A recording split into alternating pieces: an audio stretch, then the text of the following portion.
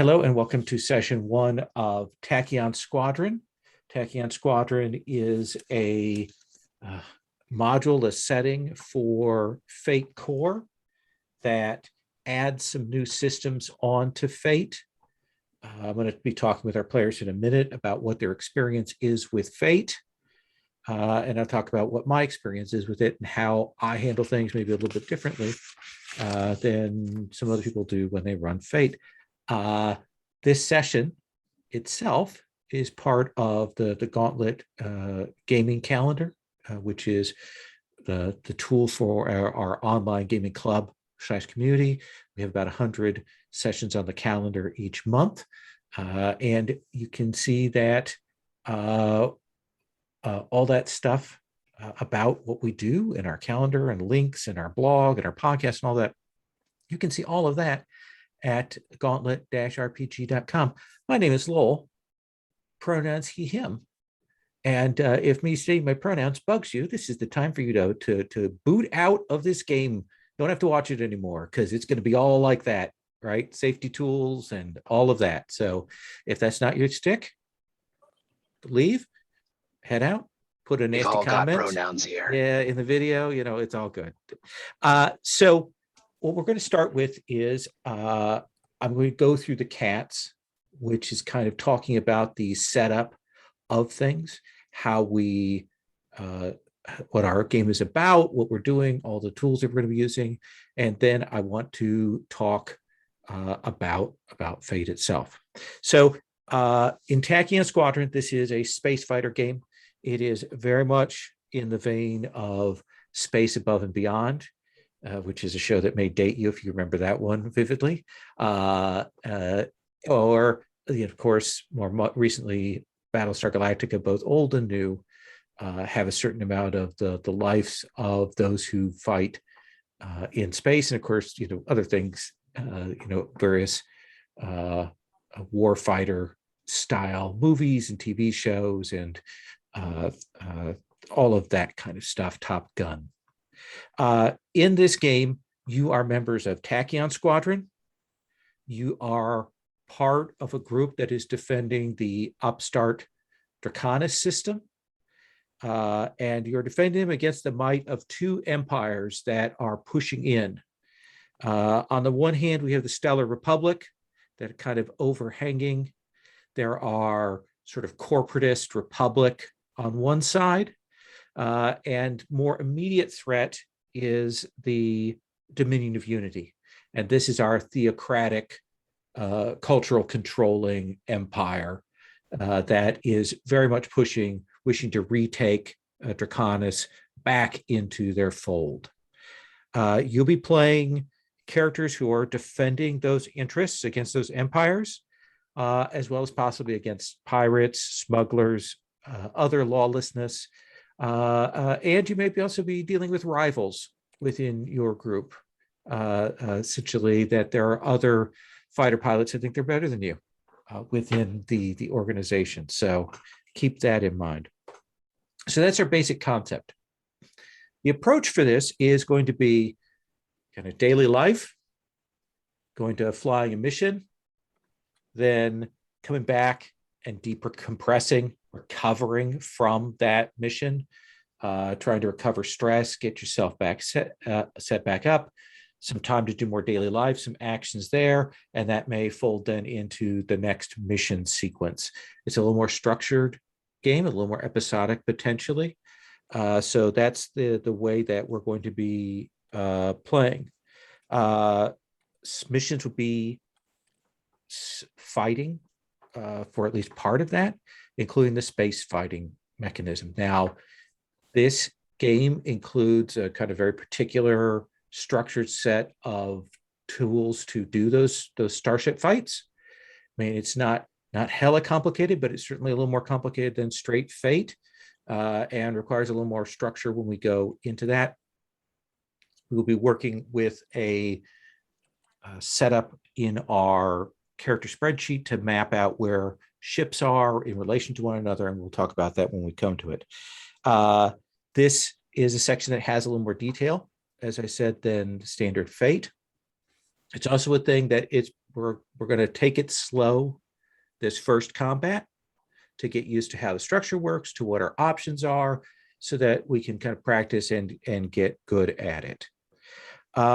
In terms of the tone of the game and sort of what we're covering, this is a game about fighting. It's about being in a military service.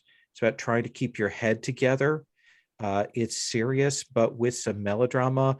The sort of the classic themes of how do you get your head together when you're not on a mission? How do you recover from the stress of that?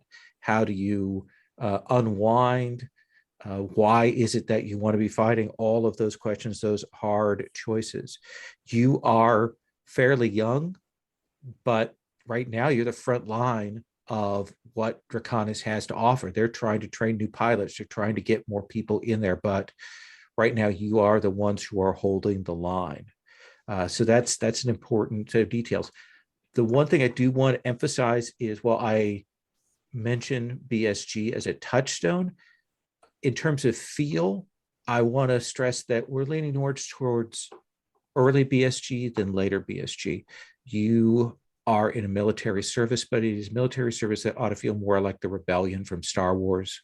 It ought to not have a lot of the fascist overtones. Where those occur, those should be unusual. It should be something you're kind of pushing against. And that's just an aspect of what I'm comfortable with playing. Related to that, I want to talk briefly about our safety tools that we have to play with. We use a layered set of tools. The CATS kind of starts that out. On top of that, we build our lines and veils. Lines being hard lines on things we do not want to have in play. We do not want to see at the table. It's not something that people are comfortable with or that we want to have. And, quite frankly, usually it's things that wouldn't pop up, but we want to mark those out. Veils are things that if they were to show up, we would fade to black, or we would push them kind of off screen.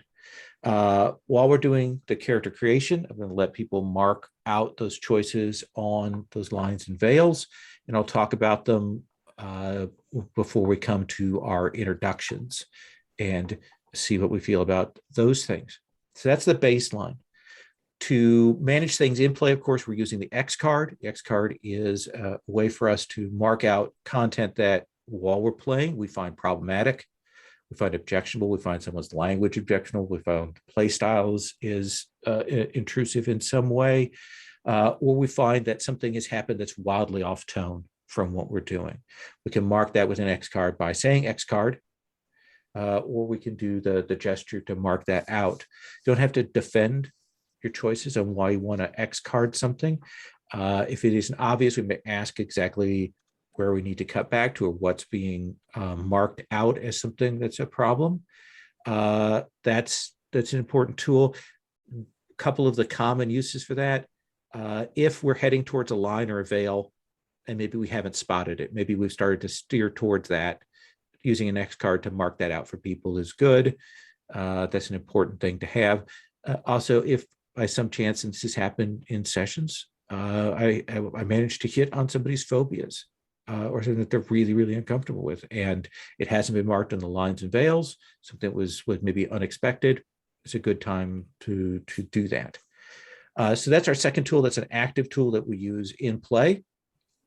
And then the last thing, of course, is that we have an open door policy, meaning that if you need to step away, if you need to leave for whatever reason, you're welcome to do that. It'd be great maybe if you could tell us that you're going to be back or not back, but that's not required.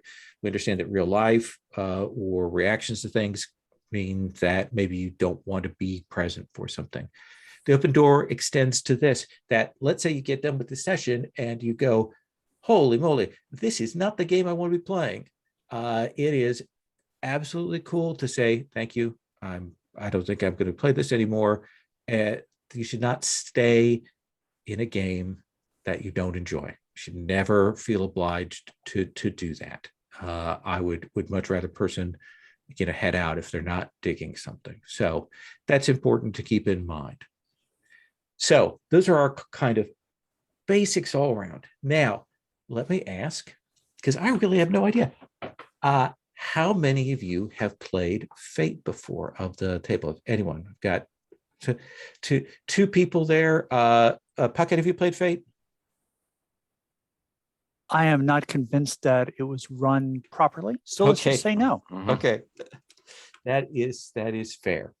I played it with Lowell, so I'm that's convinced right. it was run That's properly. right.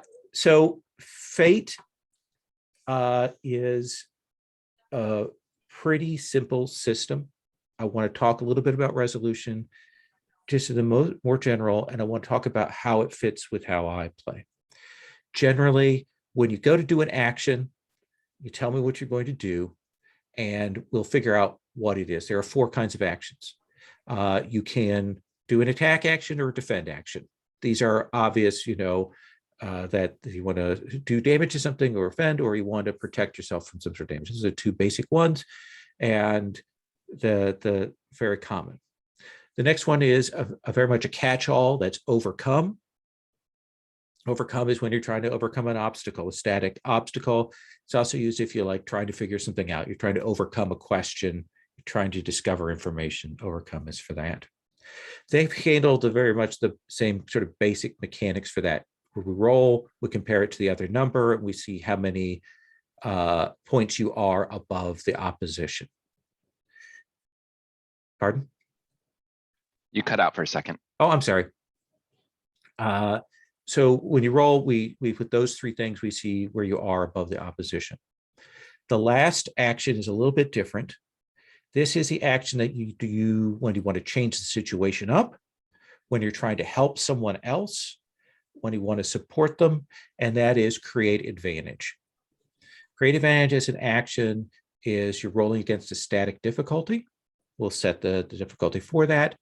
And if you succeed with that roll, then you'll create what's called an aspect. Aspects are put on the table. An aspect is something that tells us about the situation. It's something that you can use. Aspects will have invokes, free invokes from time to time. Usually when you create an advantage, it'll either come with 1 or 2 free invokes. And that's an important sort of resource that is on the table, is available for people. Why is that important? Because of the way that the mechanics of the game work is this. When you go to do an action, you will roll those 4 fate dice, which, as you can see, have the pluses, the blanks, and the minuses. So if you look on the roller, you can see where my line is, it's plus, plus, blank, and then minus. So that result is a 1. It's a +1 value. Whereas if we go down to that 3rd line, somebody's rolled 3 minuses. So that would be a -3. So when you go to roll, you add it to your appropriate skill. It'll be obvious in certain cases like piloting or gunnery or whatnot. And that will give you a total. At that point, once you've got that number, so let's say I have a piloting of 2 and I've rolled a +1, I've got a 3. At that point, you can stay with that, or you can, if there's an aspect with a free invoke on it that's out there on the table that's appropriate, you can use one of those free invokes. A free invoke can be used to give yourself a +2 to your roll, to re-roll all your dice, which you really only want to do if you've rolled very badly. Those are the 2 sort of mechanical things. Invokes can also be used to change up a situation, but that's the important thing. You can also spend a fate point. You'll have a set of these resources, these fate points, that you can spend to tag your own aspects. You'll have character aspects, traits that are involved.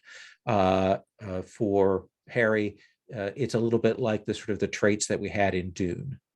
And when you spend a fate point and invoke one of your own aspects, you can do that same thing, add a +2, re-roll the dice. You can do that multiple times. You can do that until you get to the number that you want to get to. I'll tell you what the difficulty you need is. You'll see what you want to get to. You'll get those numbers together. It's a little bit of a question of how much do you want to do this? How many resources do you want to spend to get the action done, and how well do you want to do it? That's the real trick in this game. Is it's a little bit of resource management. If you beat a target, if you beat that number, then you'll have whatever that difference is between the target number and what you rolled is sort of the shifts of effect. And we'll talk about that. If you beat something by 3 or more, that's success with style, which means you do really well, which means you might get bonuses. If you tie the difficulty, you can negotiate for a success, but with a cost. Like something will come up and we'll have it's a 7 to 9 result effectively at that point from PBTA. That's the basics of this. And when we go through and play this, I'll walk through it slowly so that everybody is on board on how this plays. But that's the big mechanical stuff. Now I am going to move back to the character keeper here. And we are going to talk about, drop that thing on the floor. We are going to talk about the character creation process. The steps are as follows. You're going to come up with your character concept,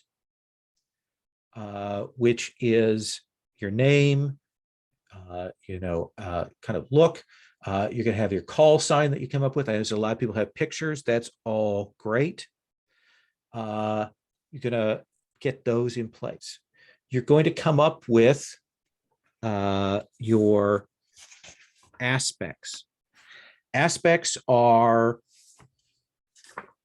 the question of like, who are you? They're the ones that we're going to establish, like who you are and what you do. So your high concept is the descriptor, the aspect that tells us why you're here, why you're doing this, who you are. High concept is an aspect you're often going to be spending fate points to invoke and play. It tells us something about you.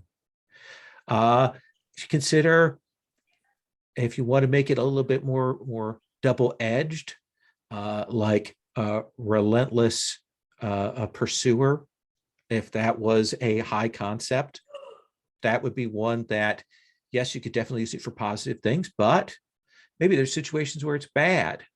And why would you want a bad aspect? Because that's how you generate fate points for yourself in play, is you give into those bad things. So the aspects you're going to define are your high concept, and then your decompression. And by the way, there's just, if you look at, I've got a pop-up on each of the aspects about what it covers.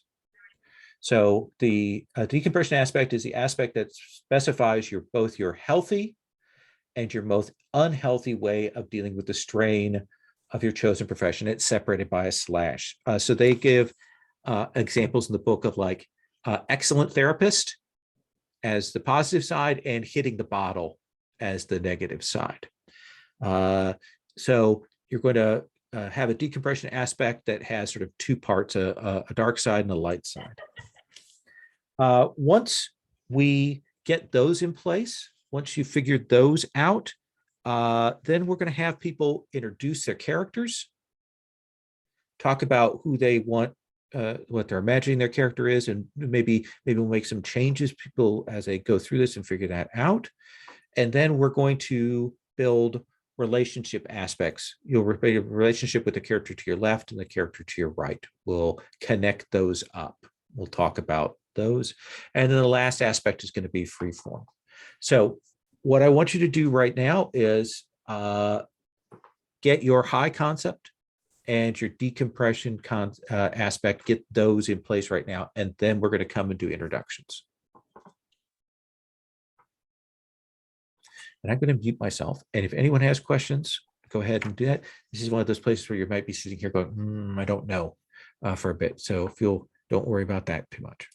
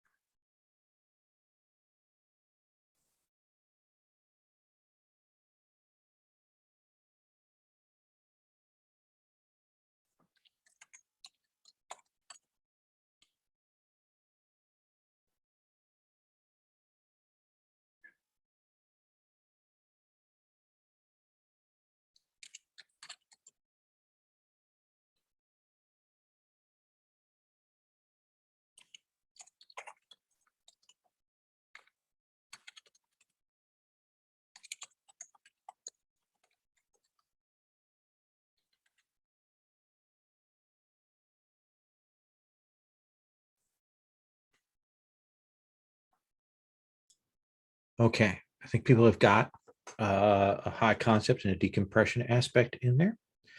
I want to say this about all the choices that we make here today. If later on you want to tweak this, or between this session and next session, you're like, that was a bad choice. I want something different. Feel free to do that. These aren't locked in. These aren't written in stone right at this point.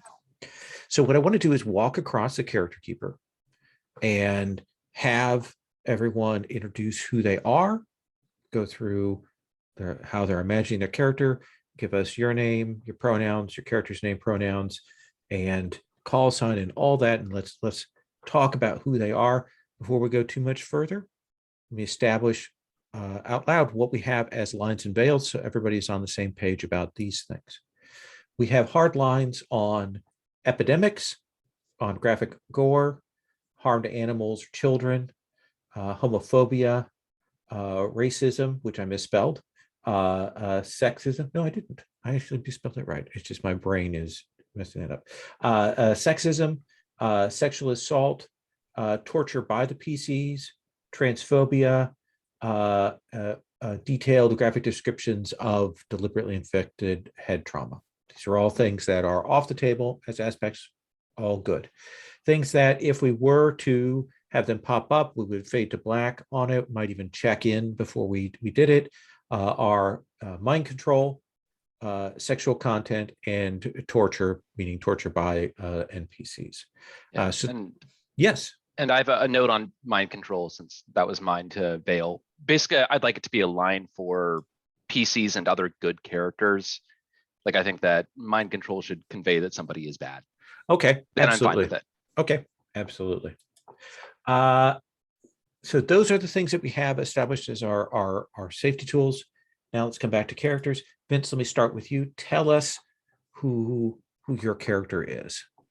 Hi, everybody. I'm Vince. My pronouns are he, him, and I'll be playing Caden Anders Jr.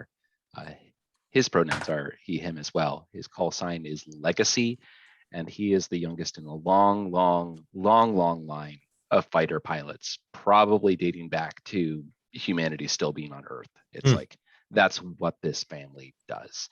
I'm picturing that his father was probably died when Caden was fairly young in combat. And so he's picked up his father's legacy somewhat begrudgingly. It's what he's meant to do as an Anders, carrying his dad's name. His decompression is hitting the books really hard. Like, he is a tactician above all else. He studies military history in great detail. And his prized possession among those is his father's journal, which have details, every combat outing that he went on, his breakdowns of what went well, what didn't, and he's tried to learn from that so he doesn't repeat the same mistakes. His unhealthy decompression is hitting randos' faces at bars. He likes the anonymity, since he has this kind of fame of being of this long line of fighter pilots.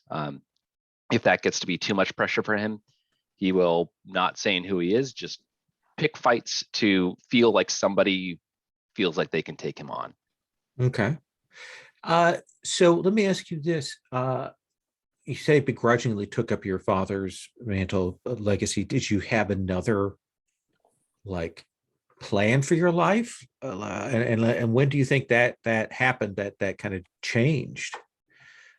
I think that, trying to think the specifics of plans, but I think that Caden feels that he could have been more impactful helping people rather than hurting people. And when we get to stats, like gunnery is not his strong point as a fighter pilot. He's fine setting things up for other folks, but he doesn't really want to hurt anybody when he gets out there. And when he picks fights, it's to get himself hurt, not to get other people hurt. Interesting. Were you an only maybe child? A doctor. Okay. Yeah. Were you an only child then, or did you have siblings? Okay. Mother still? Yeah, mother's still alive. Okay.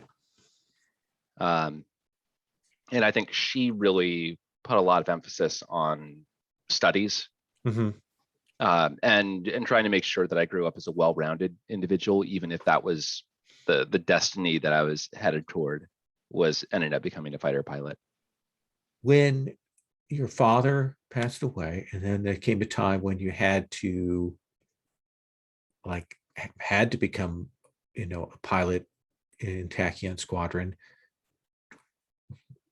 like, was there impetus from your mother to do that, or was there pushback, or was it I think there's like, pushback from her. okay, But I think that one of the things that's in my father's journal is, and it's quite possible that I've misread his entries, okay, but him having so much pride in me, even from, I think that like I was probably like early teens when he died. So not, yeah, I know I said young child before, but I think okay. that it's more impactful if I had a direction to go to, and then his death was kind of that catalyst that made me make that decision that I do have to follow in his footsteps. Excellent, excellent.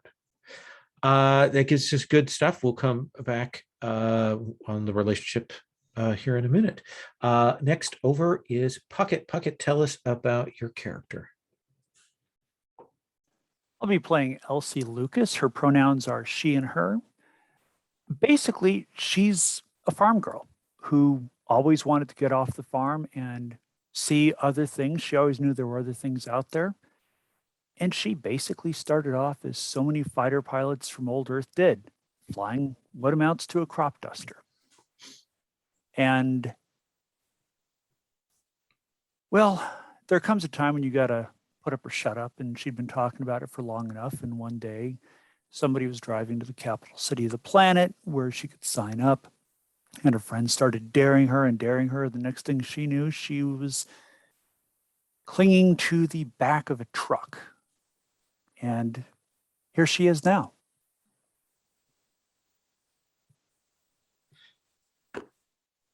Tell us about your decompression, and then I have some questions for you. Decompression, it's real. The good part of decompression, she's a farm girl. She's used to doing chores. She's used to being up before dawn, hauling heavy things around, good old fashioned physical exertion. It is a fantastic way to de-stress. It is a great way to regain your composure and to not think about problems or not think about the stuff that haunts you from the night before, the day before, the week before. And in the event that those things aren't doing the trick, well, it's a notoriously imprecise targeting mechanism for getting rid of unwanted memories, but there's always alcohol.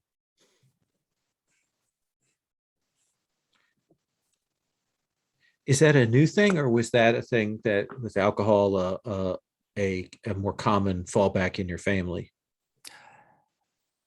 On the planet, yes. Okay. In my family, my father was a strict teetotaler. And my mother, well, she had a nip here and there, but it was always something that she didn't let anybody find out about. It's there's a little bottle tucked away here and there, that sort of thing. But it was never really much of a thing for her. But amongst my peer group, we were farm kids. We knew how to distill grain alcohol. Once you joined up with the service, do you think your stronger feeling has been relief that you've gotten out of that situation and joined, or guilt that you left that family behind? It's more, what the hell have I gotten myself into? Okay. Mixed with moments of, I never would have seen this if I stayed at home. What's your family's reaction to that? To when you went and did this, what did they say? My father doesn't talk to me. Okay. And I basically have to make sure that if I'm going to talk to my mother, I have to do so while he's not around. And well, my brothers and sisters are a little too afraid of him to step out of line. Oldest, youngest, somewhere in the middle? Where are you? I'm the oldest. Okay. So that's a pretty significant thing. Yeah, because I was supposed to be the one who stayed around and taught him what the family goals were, what the family values were. The girls were supposed to wear dresses and marry somebody like him. And well, I don't see things like he does. Okay. I don't think Awesome. girls should aspire to wearing dresses and getting married. I think they just should aspire to do whatever the hell they want to do. Excellent. That brings us to Brandon. Brandon, tell us about your character. Yekaterina Domanova, known as Katya to everyone, pretty much, is someone who went into the service quite for a starfighter pilot quite some time ago, out of naive patriotism, and stayed in to protect her friends. She is fierce in both love and war, and has seen too many rookies die.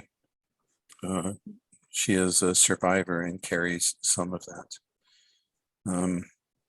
Her call sign is, she was dubbed Mockingbird because when she is concealing her feelings or under stress, she has a tongue that would slice titanium. But some people know that she is more than just prickly, and she doesn't show everyone her own heart. To decompress, she likes to train. She likes to do especially physical working out, gunnery practice on the simulators, anything that takes her out of her memories. Interesting. Of things that she otherwise she has a tendency to replay battles that didn't go well in her head until she drives herself crazy. She also loses herself sometimes in short-term attachments, many of which have not been good ideas. So it sounds to me like you've got a certain amount of survivor's guilt. Yes. Okay. You mentioned about the signing up for, out of patriotism, as you say, misplaced patriotism. What is that like? How does she feel about patriotism now? Patriotism is shit. But protecting your family is not. Yes, those two things don't quite reconcile. Mm-hmm. I mean, what is like when? Let me ask you this: your characters, when you run into an idealist, I mean, is your instinctive reaction to disabuse them of those notions, or are you more careful than that? Well, it depends on how irritating they are. Okay. If they sometimes, idealists get under her skin and she will rip them to shreds. Okay. But sometimes they make her laugh too.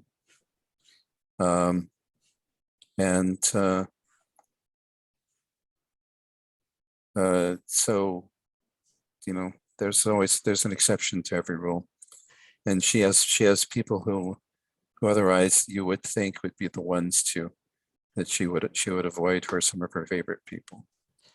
If you've been here for a while, if you've been here for a long time, as you're suggesting, why haven't you moved up in the structure? Is that a choice on your part, or is it a choice on the part of the administration? Like, have they held you back for some reason?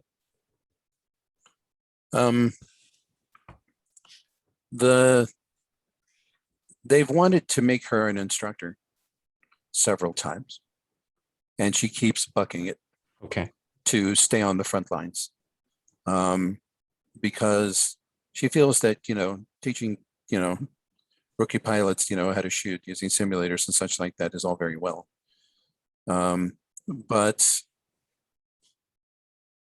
you know, if you're going to protect your fellow warriors, the way to do it is on the lines. Excellent. And Yeah. so she's I mean, she's never made a big stink about it. Well, once she made a big stink about it. But she's pushed back on attempts to promote her out of the lines. And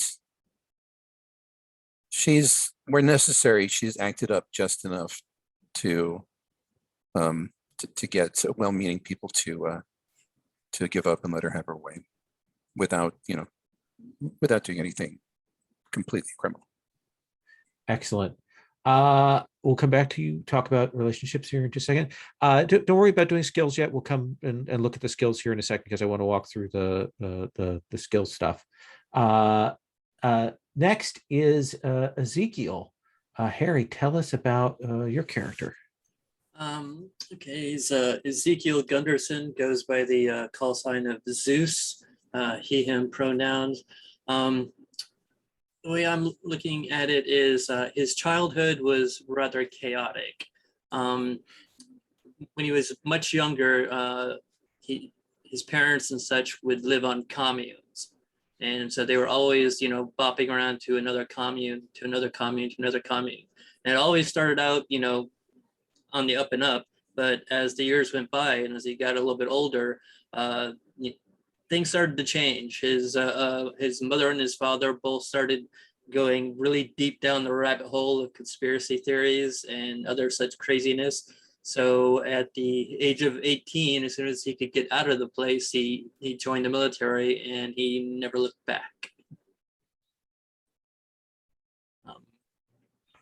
For his decompression is I put lucky question mark and love.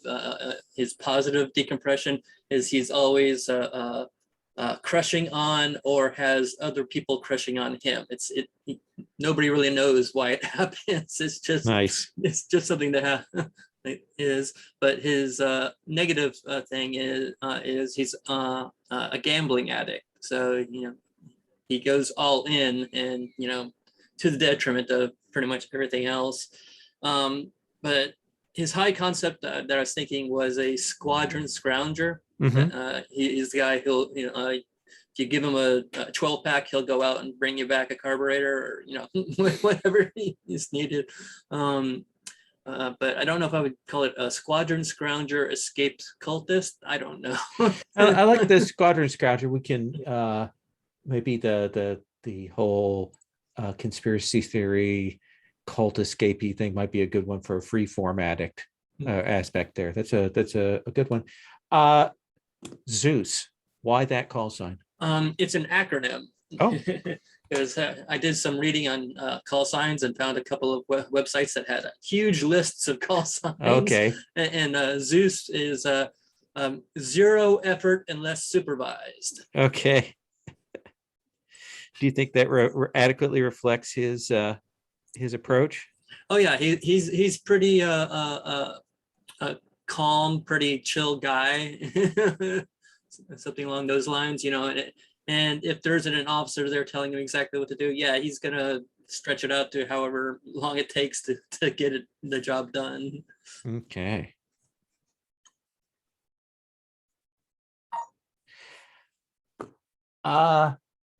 Like how long do you think he's been in the service?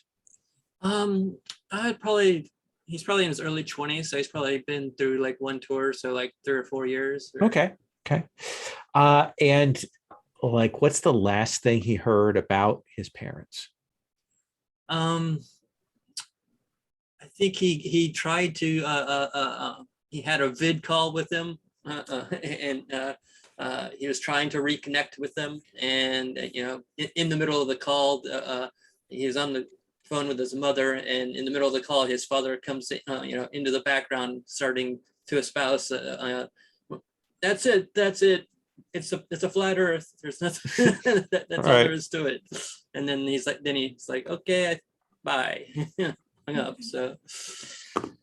So I like that we've got three people who have very definitive father-mother setups there. And then our fourth is in kind of a mother-hen role in some ways. So there's a very interesting setup that we've got right now. So we're going to come back around to Vince. And the way this is going to work is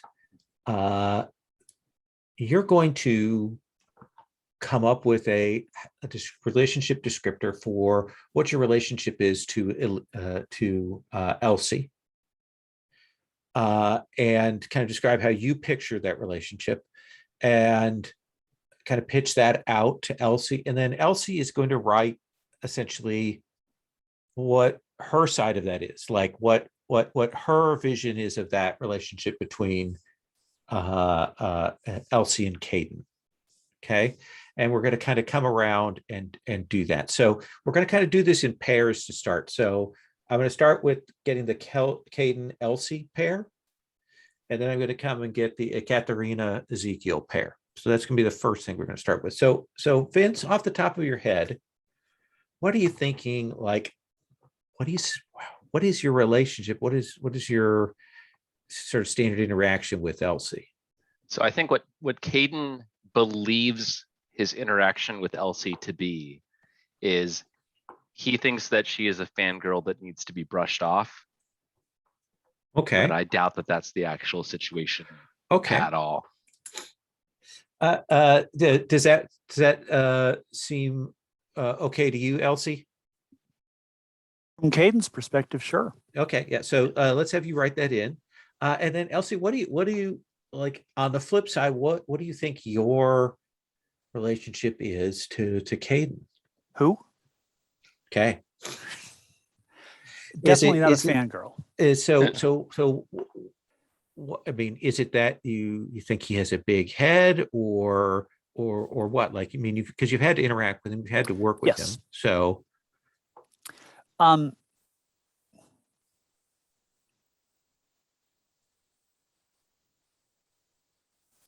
perhaps this is me coming at it from my family issues. Okay. I feel like he talks about his parents too much, specifically his dad, specifically all of the fighter pilots in the past. It sounds a lot like bragging, and it makes me wonder if he actually wants to be doing this thing at all. I mean, I look at his call sign Legacy, and I heard stories that there used to be these things called universities, and if your parents went to one, you just kind of automatically got to go to one. And it almost feels like that. So if we want to reduce that down to a good sentence, is the focus more on talks about his parents too much or brags about his lineage too much? How do you want to phrase that? Like what's the key element there? Brags about his lineage too much. Okay. Does that work for you, Vince? Yeah. Okay.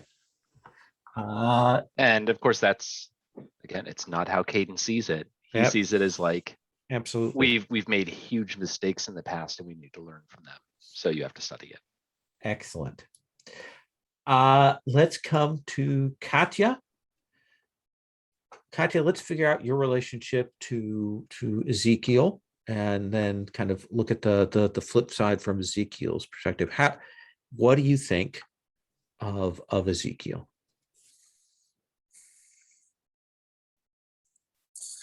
Oh, so many possibilities.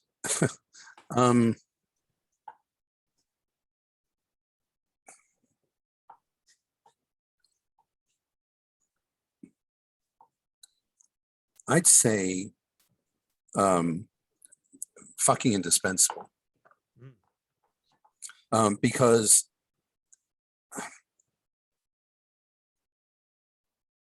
we're all, in when we're in combat, there's there are always shortages of parts. There's always the fact that your fighter is 25th on the list when it should be third. There are brass coming in and trying to clamp down on things, and there has to be a way around that. I've been in the service long enough to know that things get done through unofficial channels much better than they get done through official channels. And so, you need a fellow like this. And so you need to kick in the butt every so often. It's not so bad. So Ezekiel is indispensable. That sounds perfect. Ezekiel, what about like the flip side, looking back at Katya? Yeah, I think our personalities clash a little bit, but I would probably consider her a hard case, but you know, she means well. And what I think is that, especially seeing, you know, that your bad decompression is sex with the wrong people, I kind of think that I'm gonna try and set you up with the perfect person for you. See if that'll make her chill out a bit. So a hard case who just needs to meet the right person. Yeah. Okay. If that's all right with Brandon. Absolutely. Okay. Awesome. Let's come then to Puckett.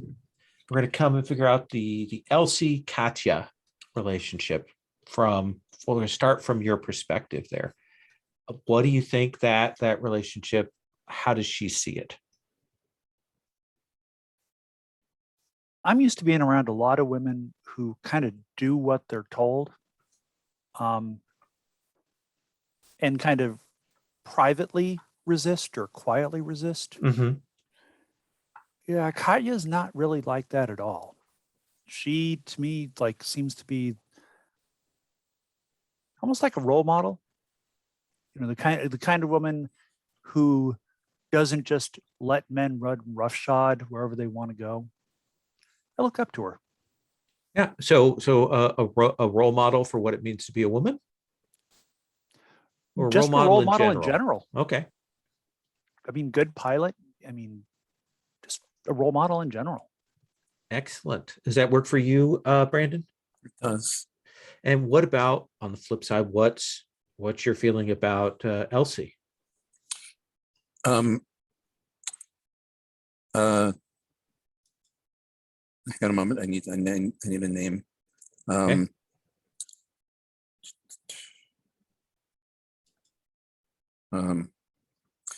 She reminds me of my little sister Yelena.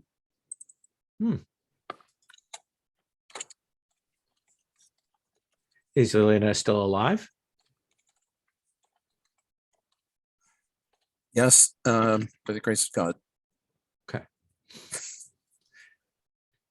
She's headstrong too, just in a different direction, and fortunately not in the fighter service. Does that work for you, Elsie? Sure does. Okay.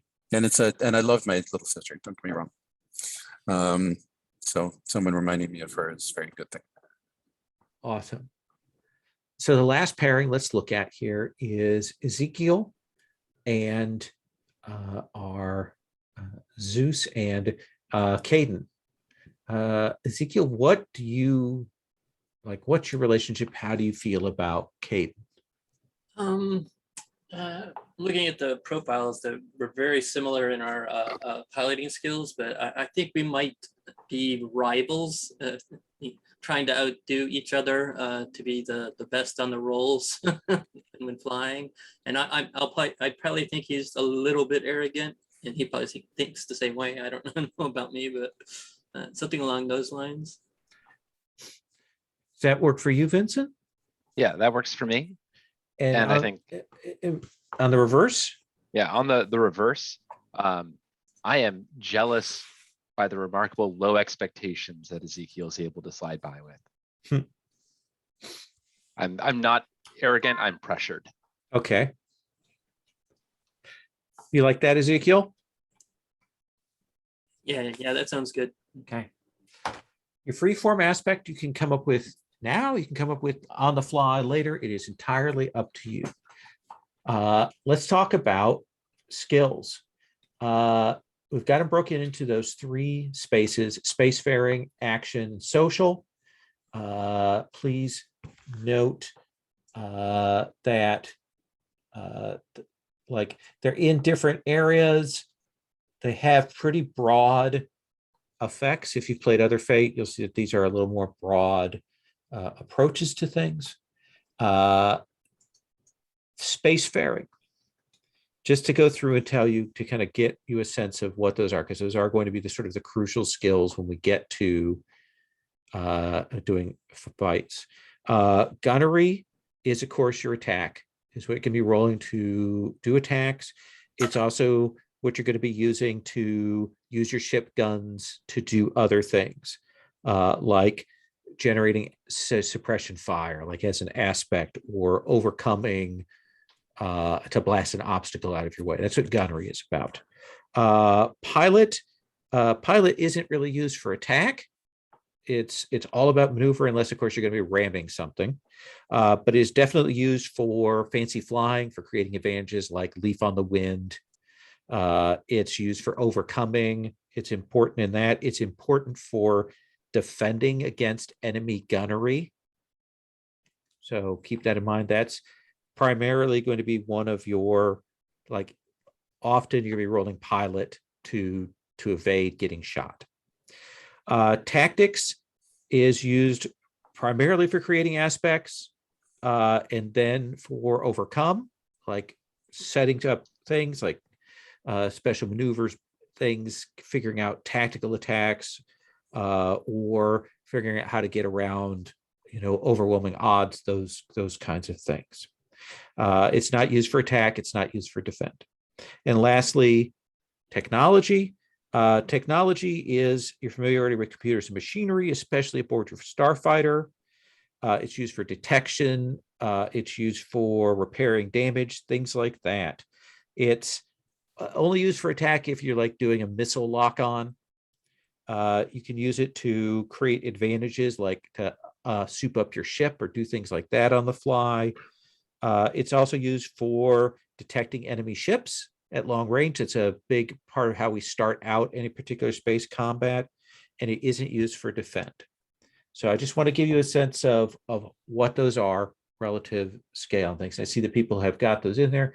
And again, one skill of all of your skills is at +4, 2 are at 3, 3 are at 2, 4 are at 1, and then everybody else is at 0.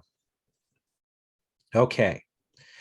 The last set of picks that you're going to make are your stunts and gear.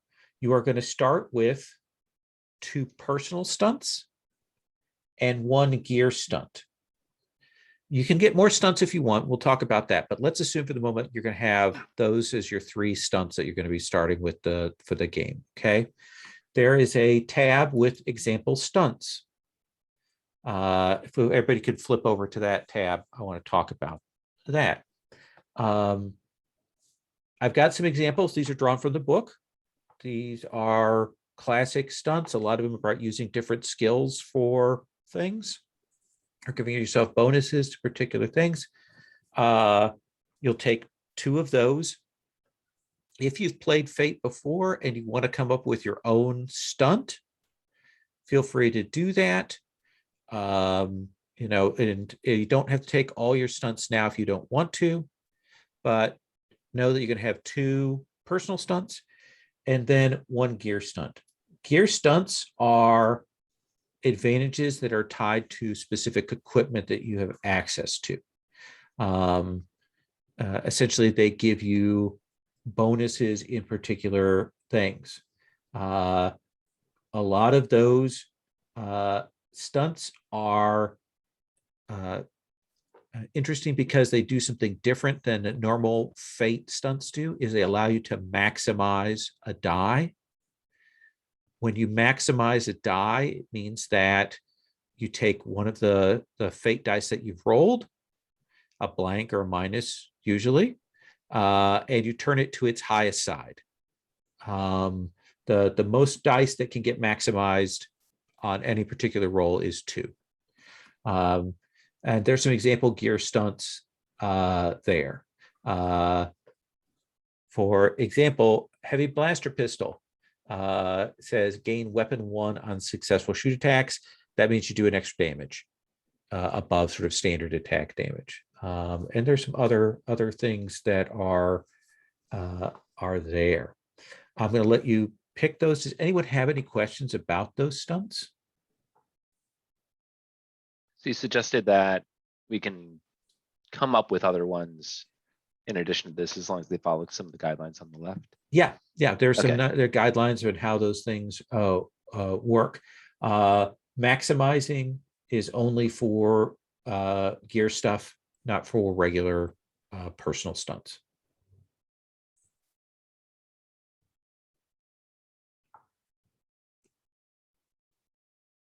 I took one called Pugachev's Cobra. Can I rename that move?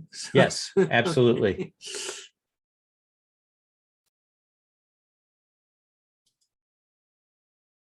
Yeah, I'll probably come up with a second one. I took Cool Under Fire as the first one. Okay. Second character.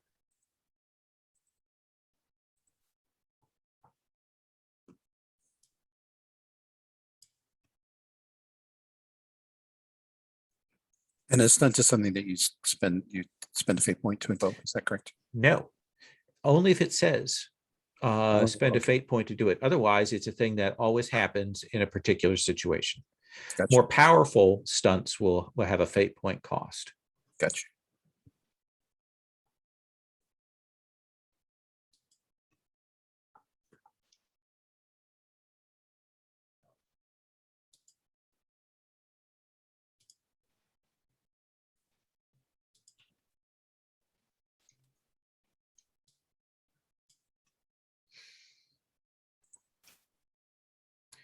The last thing I'm going to mention while you have a chance to kind of look at those stunts and things is that there is a tab that has ships on it.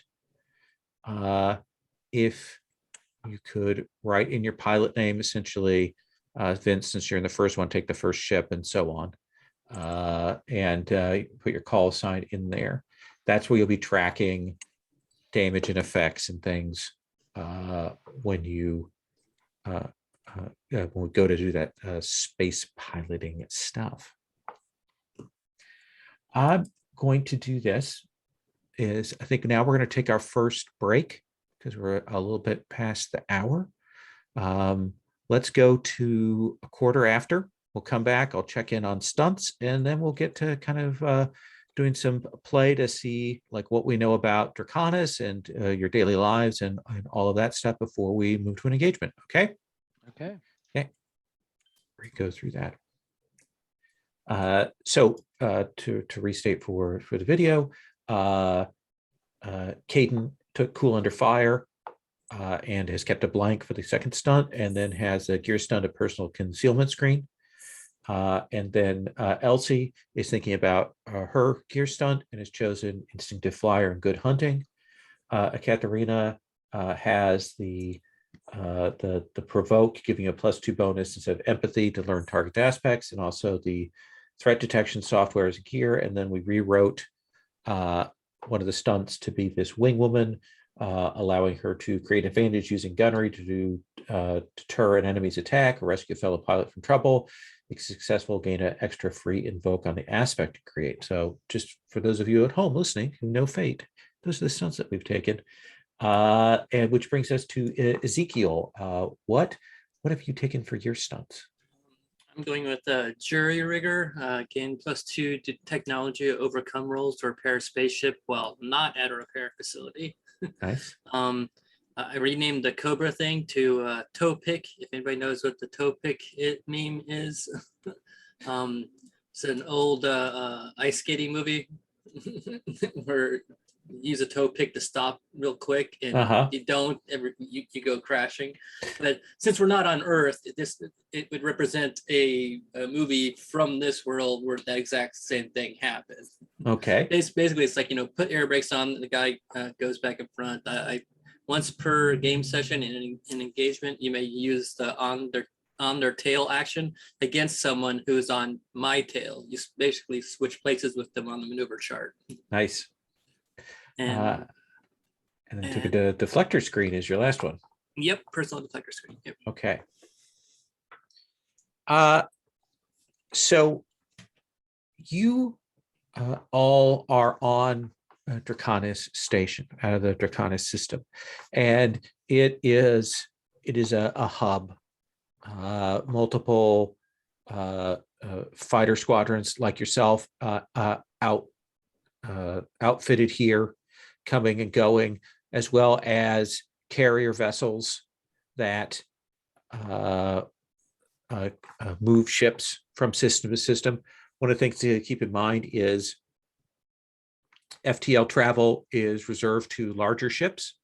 So generally when you want to go from one system to another, or you're going to be getting in a carrier ship and dropped off, meaning that those are important targets, important areas to protect. And there's that time when you're riding on those ships that you're waiting for things to happen.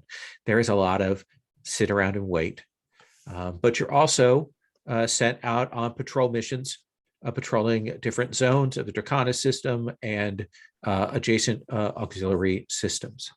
Tell me, Caden,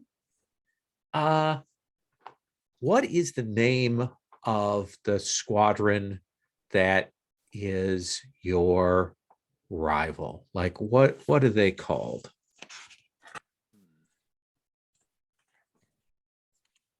I think our rival squadron, they're called the Gutter Punks. And they've gotten that name largely because they're very good at getting out the gate first.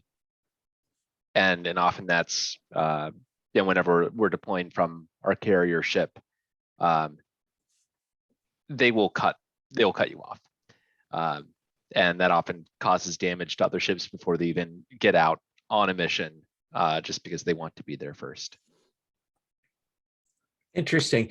And like what happened the last time that you went out that has particularly inflamed the tensions between Tachyon Squadron and the Gutter Punks?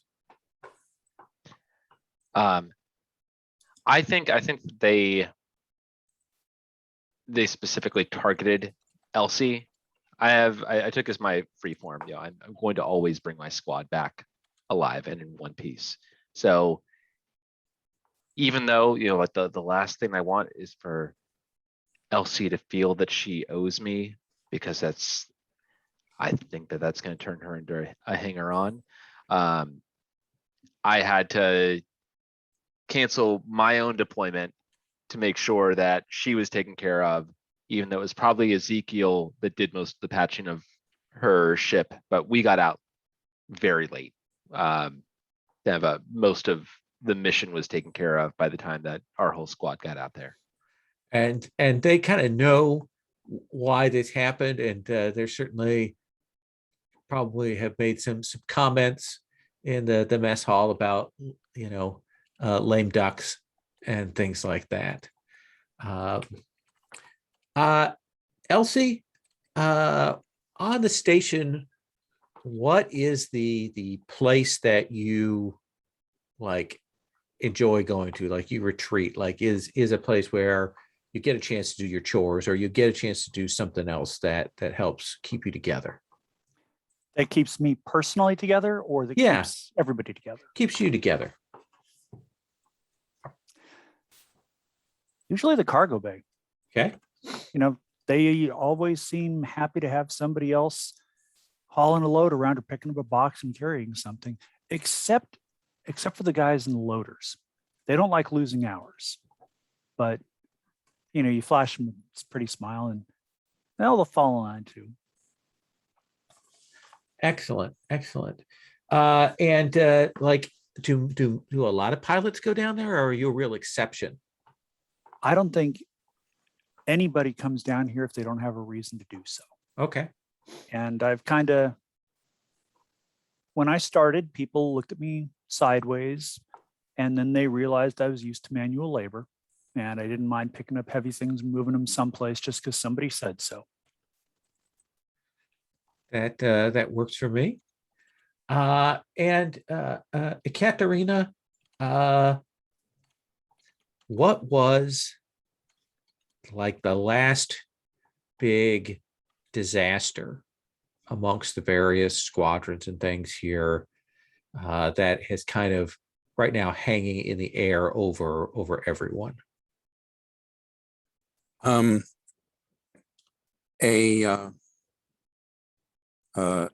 particularly successful, nasty bit of sabotage. You know, someone basically got a bomb onto the flight deck, or raked, or raked something in a one of the shuttle aircraft to blow, and it flattened half the flight deck, killed a dozen people, and multiple, and they were a fair amount of time, putting it back into order, and especially dealing with the security situation that this thing revealed. So, it basically says, okay, was someone incredibly stupid, or is there, or do we have a medium-placed mole on board in the service here? There's been real tense. The sort of the internal security here is not something that has been a major factor in your lives, but they've sent people from Draconis that have been investigating since this happened, and they're trying not to generate paranoia and fear, but there's lots of scuttlebutt, there's lots of talk. It's pretty clear that this wasn't just an accident, but exactly what happened and who was involved, that's uncertain. Let me ask this of Ezekiel. Ezekiel, sort of the downtime, the wreck area that you might have, is it on Draconis Station proper, or is there like another station that you go to for the gambling and the drinking and the off-station entertainment? Yeah, and I would think that Draconis Station is more like, in a planet's orbit, and when we want to let loose or whatever, we have a wreck time downport on the planet that it's near, and gets us away from more of the regulations and more into the gray areas of things. Yeah, let's imagine like a high orbital, like it's still in Atmo, but we've got a kind of a wreck area here that's an easy grav drop down to from Draconis and go through. And what is that place called? Let's call it Alcazars. Okay.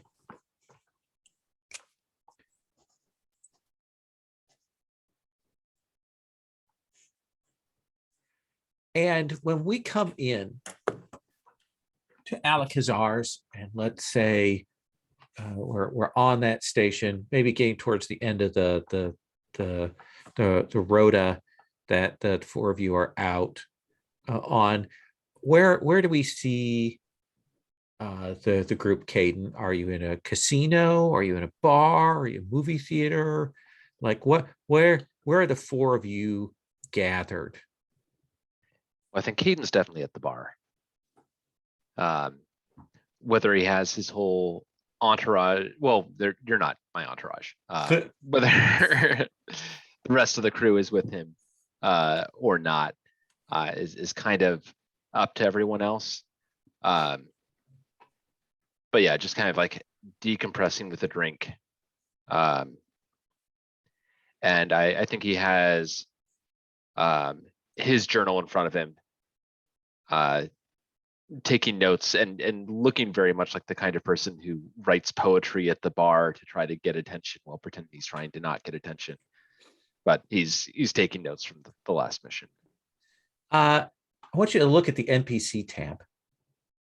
I want you to go down to row 21 here. I'll screen share for those of you at home. And which one of those four on that line is the leader of the gutter punks?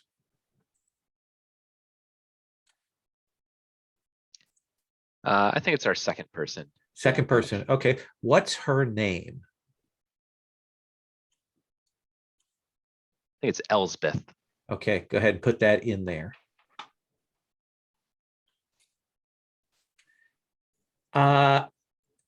Elsie,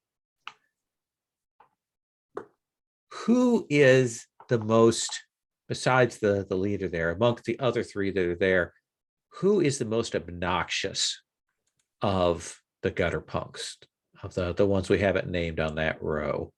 Oh, it's got to be that first guy. Okay. He What's just his perfume is ode to toxic masculinity.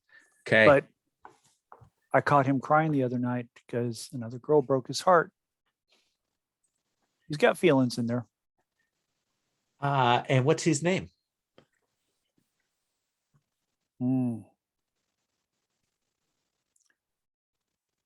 Carson Stellaris. Okay. And then let's come to Katya. Of the remaining two, which of them do you have the worst relationship with, and why? I'm going to say the last one. Okay. She is an X. Okay.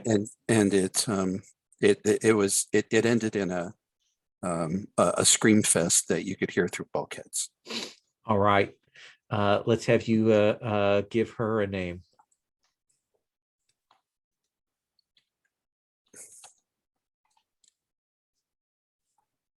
And so that brings us to Ezekiel. This last one, the person in that third slot there, like she doesn't get along with your squadron. Does she have a particular grudge against you, or do you have a secret connection to her? What do you think? Yeah, I think Zeke is completely and totally crushing on her, and he's kind of embarrassed to try and do anything about it because how the squads interact. That seems perfect. What's her name? Let's see here. Let's go with something simple. Amanda. Okay. We'll come up with call signs for those folks later. But when we come in to this scene there, bar, and such,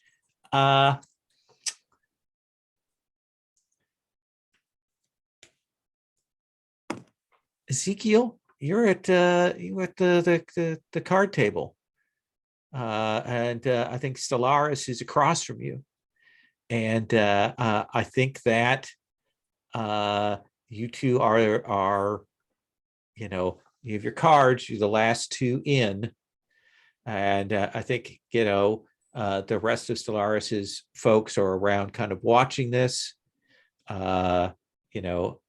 Katya and Elsie are also in the bar slash place watching this. So what do you think is the right skill for representing gambling? Does it feel like discipline? Does it feel like since he's bad at it, so discipline probably. Then let's have you roll your discipline. I'm going to roll for him right now. We're going to say he has discipline of 2. I've got a -1 on my roll, so right now he's got a 1, standing 1 right now. Okay. So the greens 2, so I go up to 3. 3. So you win handily. What does that look like? I think the other guy is doing the hardest he can to just try and stare me down and give that hard, what you call it, the ace fighter pilot look at me, and I could just not care less, and I'm nonchalant. speaking to people around me as the card game goes on. You know, he's got at least a waiter and a waitress trying to bring him free drinks, and he's basically flirting with both as it's happening. And then he probably gets mad and says, "What are you gonna do? Play cards?" Like that. And they're like, "Oh, okay." And then I just dropped a pair of kings on the table. It's like, I think that'll work. And there is that moment when you look up and you know that was the wrong thing to do. Because you see him look up at you and you see his hand come up and you realize that you have pushed his buttons, and you hear him say, "You fucking cheater." And he goes to stand, and the rest of the gutter rats stand up clearly to back him up. Elsie, you're the next closest to this when this situation happens. You can tell what's about to go on, what's about to brawl out here.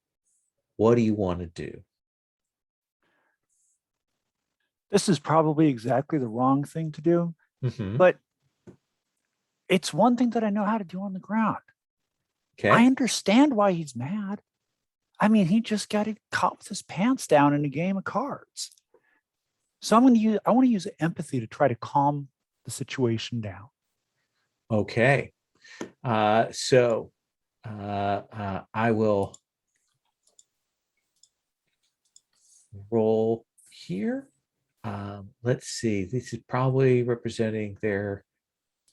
So let's see here. So I'm going to end up with a 4 right now. Essentially, Alrighty. their kind of resistance to this. That was not a good roll. What do you got? I am sitting at -2 right now. Okay. Now that does not well- include the +3 for Yeah. So right now you're at a +1 versus a 4. Now, how could you change that situation? You could let it go. Empathy doesn't work. It's not great. Doesn't slow things down. Alternately, you can tag one of your aspects and spend a fate point. You start with 3 fate points. That's what your refresh means. Every session, you're going to start with 3 because that's what your refresh is. If you ended a session with more than 3, you would be at that. But right now, you're at 3 fate points. All right. I think I'll tag my high concept Okay. because they know that I'm not a card sharp or anything like that. Why can't we all get along? I mean, we're fighting the same enemy, right? Okay. So do you want to re-roll your dice, or do you want to add a +2? If you add a +2, you'll be at a 3 versus a 4. Yep. And then can I spend another fate point? So let's start with the first one. What do you want to spend? I want to add +2. Okay. So right now you're at that 3 versus a 4. Now you can spend another fate point if you want to tag a different aspect.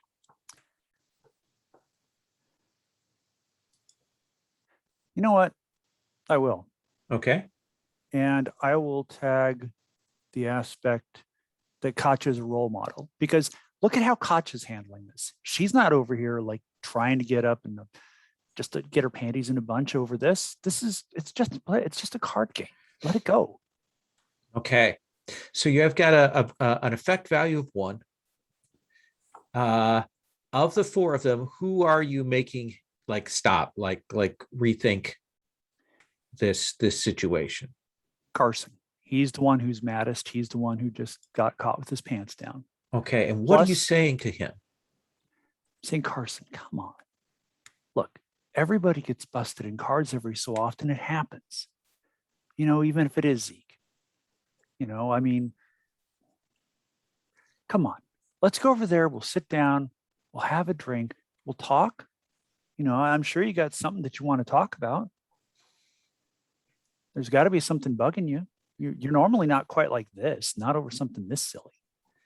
Katya, you see Elsie like steps and gets Carson's attention, kind of stops, but the other 3 are still still pissed. So they're kind of still on that edge, like it could still get bad here. What do you do? So I'm going to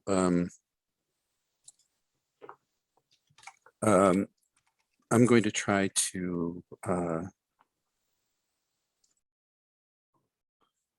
I'm going to try to get an aspect out of them to so that somebody can use. Okay. So I'm going to I'm just going to sit quietly and go 4 on 2. That's about the odds you all need. If you're really if you're going to if you're going to win, isn't it? So that feels like a provoke. It's certainly a provoke. Okay, so roll your provoke with a +5. So I select all the dice. Is that how it works? Yep. Select all the dice, hit the reroll.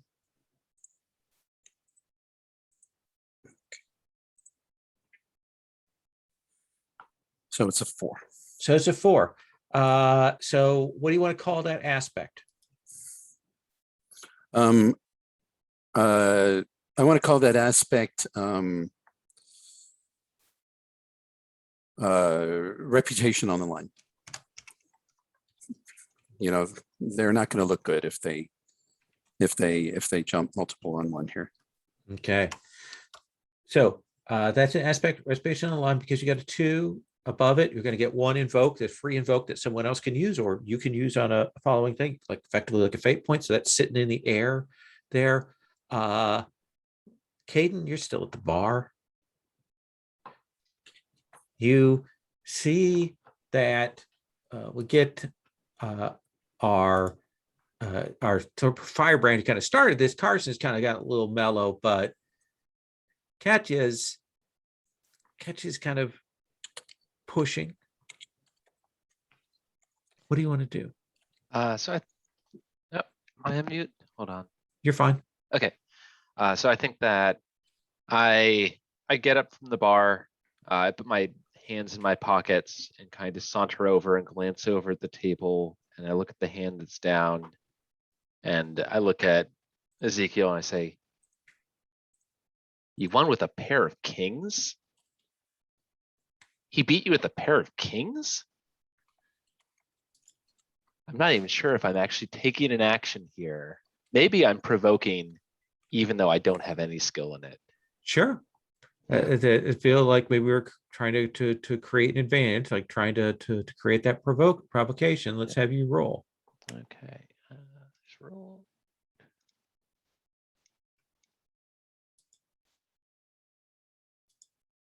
Oh, so that comes out to -1 total. -1. You are right now going to take 2 stress. Essentially, as you kind of start to get up in there, and this is people kind of staring you down, like the tension is kind of up. Now we do have that free invoke aspect out there on the table if you wanted to use that to like essentially take it to a tie.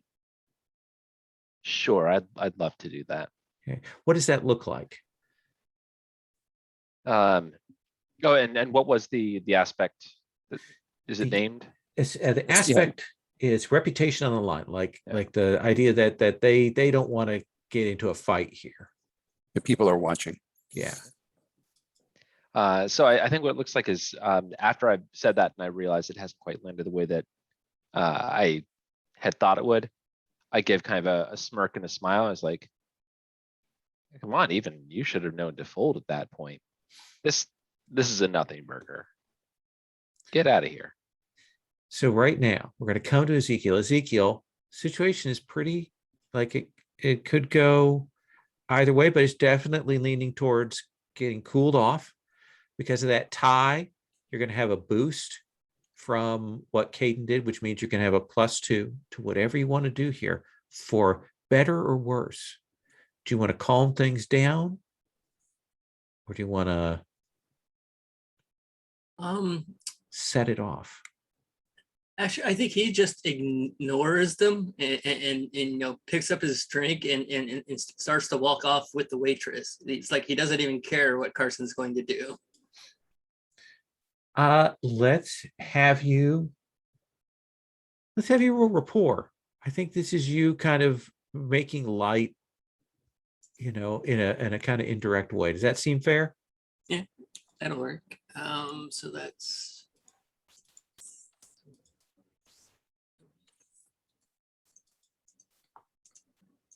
okay. So roll, and that's a +2. So I'm at 5. Oh yeah. I think that there's general laughter around, and people are like they're realizing this is nothing, you know, and people are chilling. You know, they see you want to walk off, they realize that nothing can get made of this. And I think, of course, that's the sound, the moment that we hear those klaxons go off, and we hear the scramble noises, and we hear the communications come over, and essentially, you know, the Tachyon Squadron to Bay 7, you know, and they are sending you off to get into to track a patrol down. Sound good? Let's take 5. We'll come back and we'll put you right in the middle of the hotness.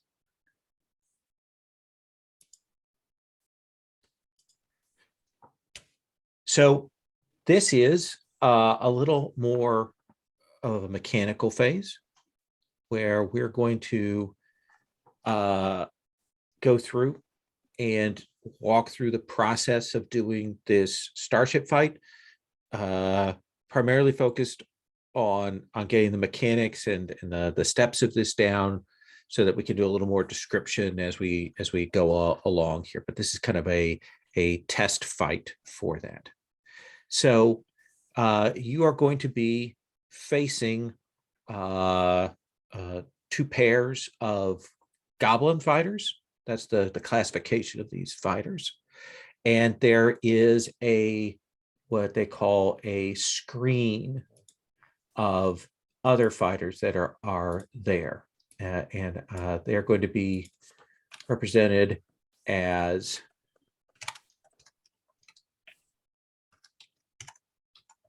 fighter wings, which I'm going to misspell. I'm going to write them in as flighter wings. Fighter wings, and you'll see over on the roll with me table, I've got one of those, so showing you how it works. There'll be 4 of those, each with 2 invokes. Those are essentially the other scattered fighters, the less skillful fighters that help the other ones. And I'll talk about how you can deal with those, how you can get those off the table on your action as a thing you're going to deal with. But to start, we assume that the 4 of you have been sent Tachyon Squadron out. There had been detection of some Union movements, and we have you 4 arriving in the area. And the first thing that we do, and we're going to kind of walk through the process of this, is we do a detection phase. And the way this is going to work is everybody is going to roll, and you're going to roll your technology for this. That's the first step of the engagement. It's called the detection phase. So you're going to make an overcome action roll with technology. Everybody's going to roll, and then we're going to compare your rolls to my rolls here. So I'm going to roll for my 2 flights. I not only got the same result, I got the same result on the same dice. If that happens, re-roll. If you ever get exactly the same with exactly the same dice, like it looks like it doesn't re-roll, my option has always been that you get to roll again. Okay. Okay. That's better.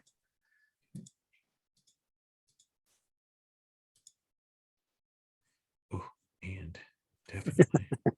You have the good wing and the bad wing. Yes.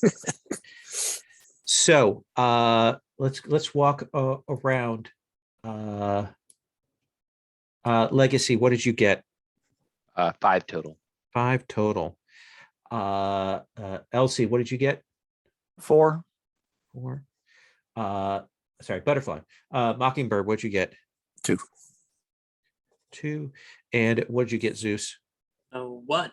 1. Okay. So I am between the highest and lowest player. Nobody is undetected. So everybody's going to detect everybody here. The next thing that we're going to do is the maneuver phase. So now I've done detection. Detection is done right at the start. It's the only time we have to do it. If I had like beaten some of you, I would have maybe had a ship that would have been undetected that could have come out of the sky and popped in on you later. The next thing we do is we're going to do maneuver phase, which is going to allow us to establish which pilots have advantage over others, enabling them to attack. And this is the first maneuver phase. So we're going to place a marker representing your ship on the chart. And I'm going to do that with ships. Basically, what you're going to do is you're going to roll an overcome roll with tactics. And then whatever that roll is where you're going to go on that tracker page. And everybody can pick a color for their ship. If you'll see off to in the I column, I've got some cool colored ships there. And I'm going to do the same for our 2 flights of baddies.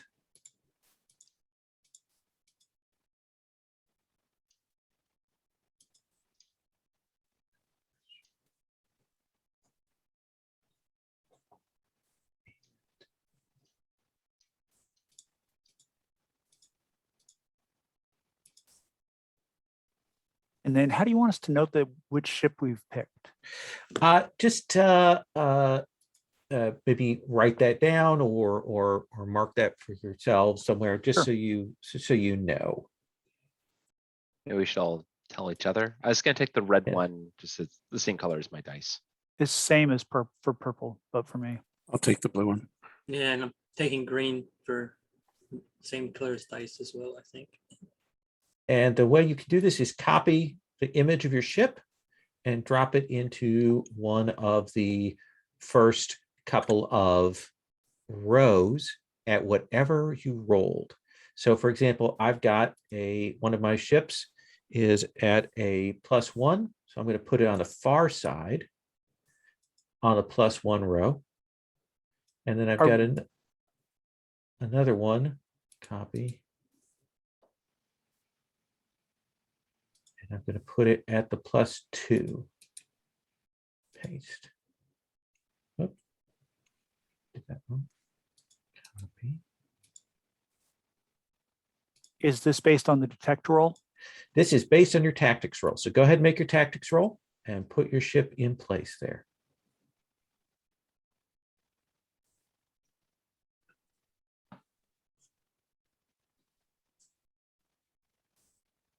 Ooh, a 7. Holy moly. Yeah, I had a very Nice. good tactics roll.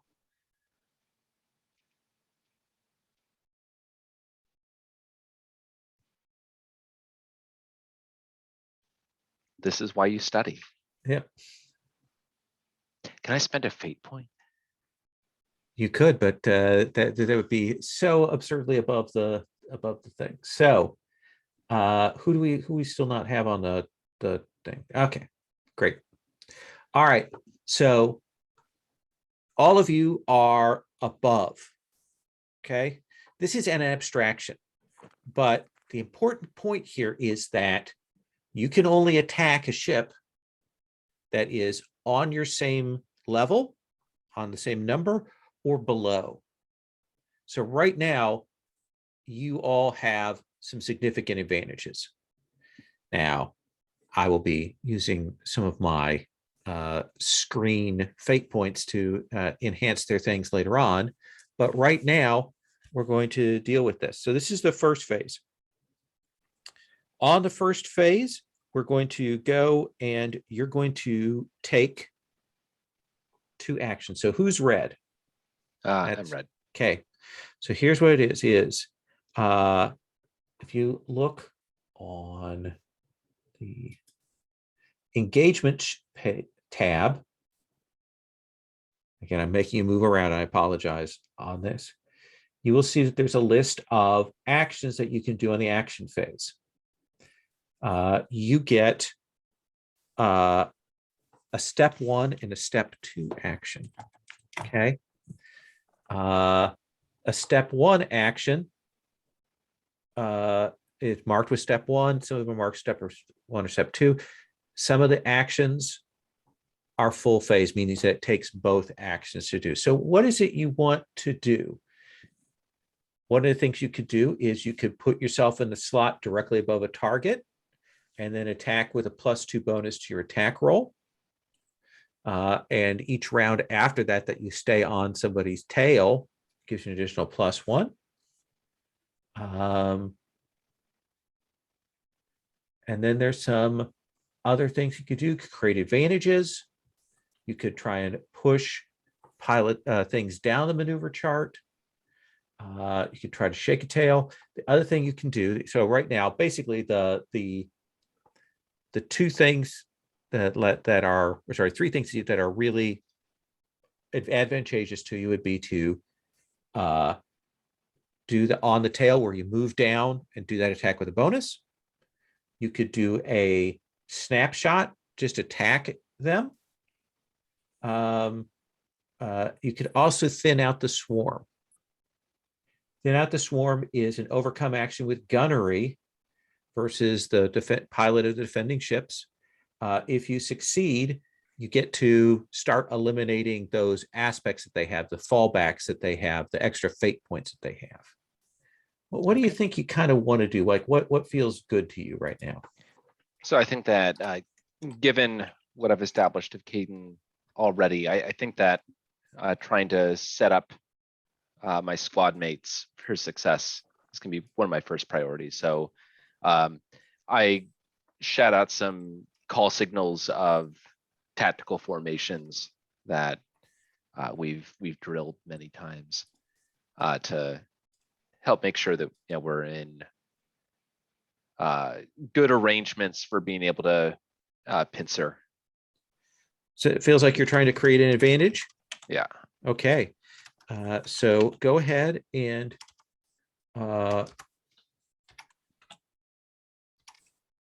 for creating advantage, you're going to be rolling your tactics to do that, I believe. Okay.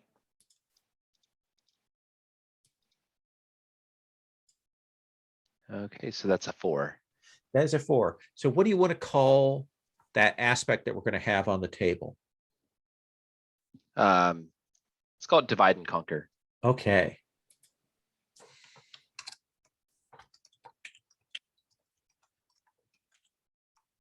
So I'm going to put that on the table. We're going to have that label created there. It says divide and conquer. It has that 0 there represents that you've got 1 free invoke on it. Now that aspect is going to stay around. Even if you use that invoke, it's going to stay and people can pay a fate point to use it later if they want. So that's your first action. That's step 1. What do you want to do on your step 2? Yeah, I think I'll try to thin out the swarm. Okay. I didn't entirely follow how that works. Like I Sure. followed the mechanics of me doing it, but I'm not That's sure what we're going to do. Yeah. So go ahead and you're going to make an overcome action, and that's done with gunnery. Okay. And it's going to be versus the pilot of their stuff. So I'm going to roll for them. So I'm going to be at a straight 2. Okay, So and I am at a 4. you're at a 4. So you're going to succeed with that. And that is going to take out one of the free invokes from one of the fighter wings. So fighter wing 0, you've essentially taken out the support that they can provide. Imagine that you're driving off the smaller ships. If you had succeeded with style with a 3 or better, or beat it by 3, you would have taken out both those aspects. Sound good? Yeah, sounds good. Okay. So that brings us then to the next ship down the line. And on our tracker, that is purple. So who is the purple ship? That's me. Okay. So what do you want to do? Well, the first thing I'd like to do is to create an advantage. And let me check something really quickly here. Can I create an advantage using technology, like jamming their signals or something like that? Interesting. Let's look at how the game defines that. I'm trying to remember. I think you can, but I just want to check it because the first time I've done this. And yeah, you can create aspects like angled defector shields, rig for silent running, things like that. So yeah, you could try and do a jammer. All right.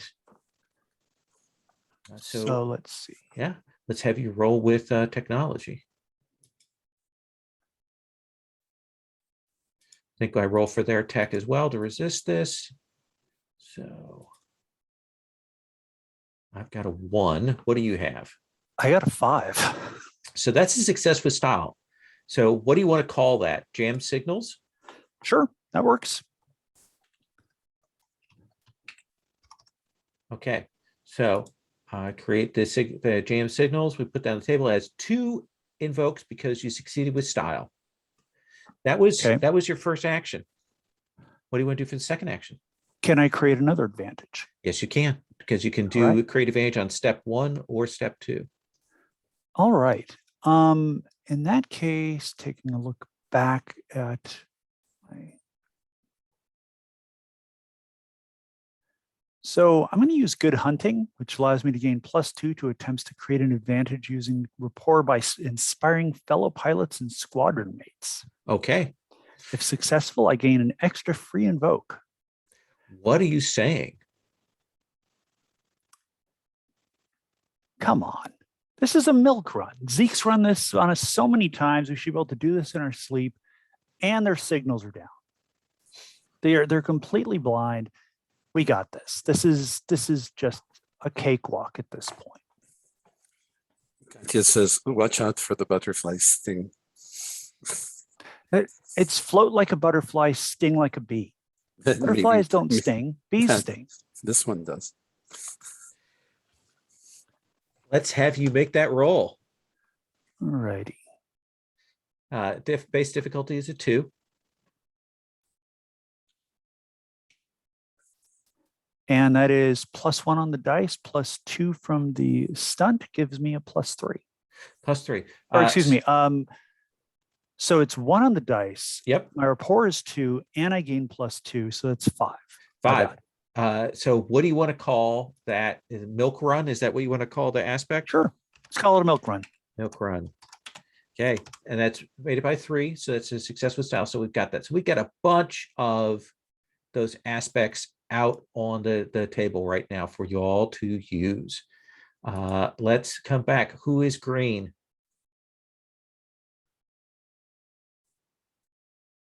That would be me. Okay. All right. Well, it's set up pretty well. I think I'm going to go step 1. Does the fighter swarm still have any aspects left to take out? Right now we've got, if we look here at the table, I've got 1 fighter wing that has 1 invoke left and 3 fighter wings that have 2 invokes left. Okay. Yeah, I'm just going to just start thinning out the swarm then. Okay. Then let us have you go ahead. We make that versus their pilot. I roll for them. And Gunnery for versus- me, it's gunnery. Gunnery for you. For me, it's pilot. So I'm at a 2 right now. Okay, so I got 2 minutes.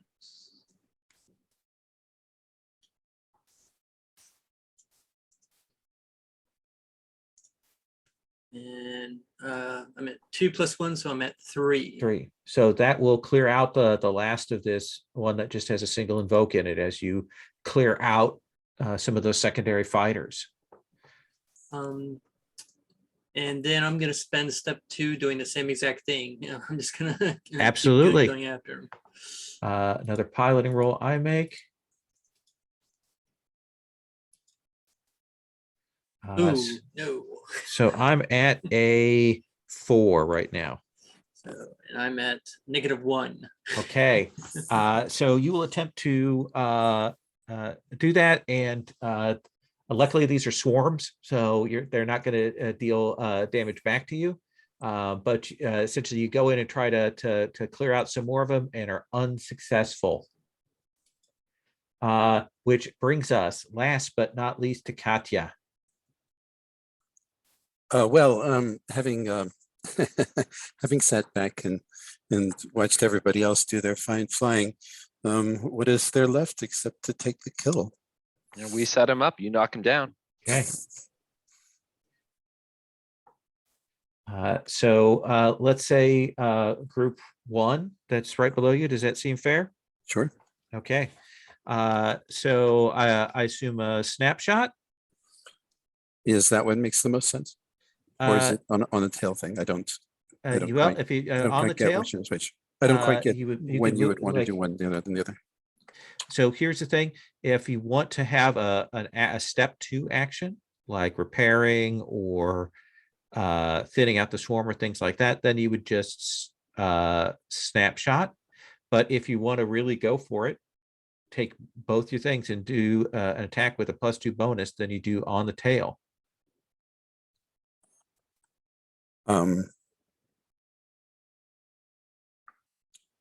Yes, I guess it's on the tail.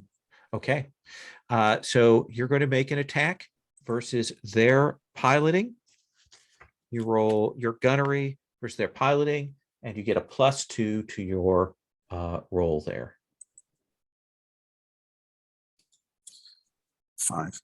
Okay, so let me roll. I'm going to let me do resolve mine. I'll tell you what the difficulty is. So right now I'm at a -1. Got a pilot, so 2. I'm going to use up 2 of these fighter wing invokes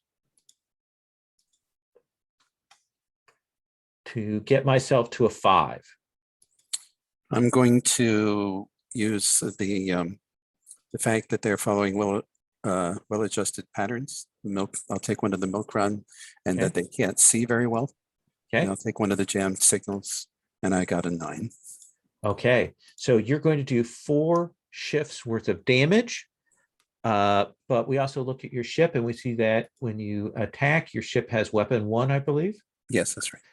So you can do 5 points of damage. So on one of the goblins in that first pair, number 1, go back to the tracker here. You'll blow out their shields, and we'll see that gunfire rake across their side, and it is smoking. It's not down, but it is smoking. Mechanically, it had 2 shields; those are both gone. And then you've torn into its 7 points worth of health that it has. So it's about halfway done on that pair. They know we're here. All right, their turn. So they have to make their choice on how they want to do this.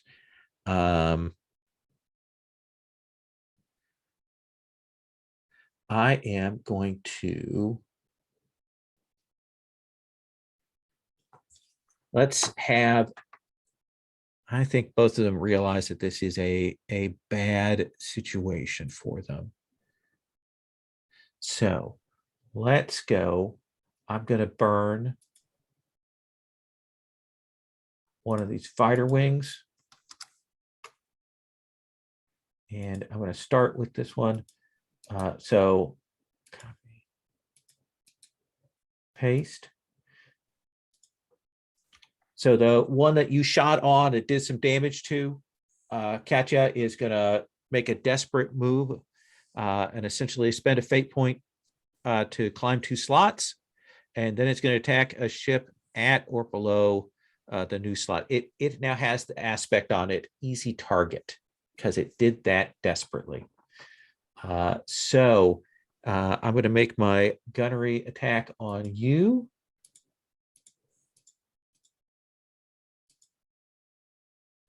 I'm at a 4. So you may defend with pilot. Okay, so is it going against me or Gets to be against Katya. okay? That is a 2, That is a 2. which is not great. Okay. So Um, that would be 2 points of damage you'd be taking right now.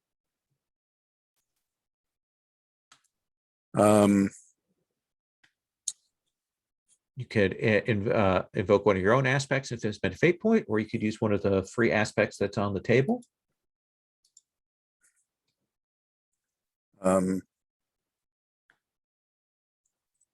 I will. I'll use. I'll spend a fate point and use veteran pilot Okay. to twist away to, do a flip over and twist maneuver. Okay. So that will tie it on it. So it's not going to do any damage to you, but it will get a boost that it gets a bonus to its next attack on you. But you may not even be around by that point. Sound good? Yep. The other one in that pair is going to take its shot on you, Ezekiel. And so I'm going to roll for its gunnery, and then you'll roll your pilot to defend. Okay. So I've got a 4 on you. Pilot's 3, so This is just me being possibly confused. Sure. So I'm at 4 Can as it? well. If it's at the +1 point, firing up to, No, it's the other one in that. Yeah. Oh, okay. Each of the bad guys represents is 2. 2 ships. Yeah. got it. Yeah. Sorry. No, that's good. That's a good question though. Okay, so I'd be at 4 as well. Okay, so you're going to tie right now, and it will get a boost on you if it's still around on the following turn. And then Space is getting thick. I will. Let's see. I think that this last one is going to try to first to create an advantage to essentially get some tactical thing. So it's going to be pilot versus pilot for you, Katya. Okay.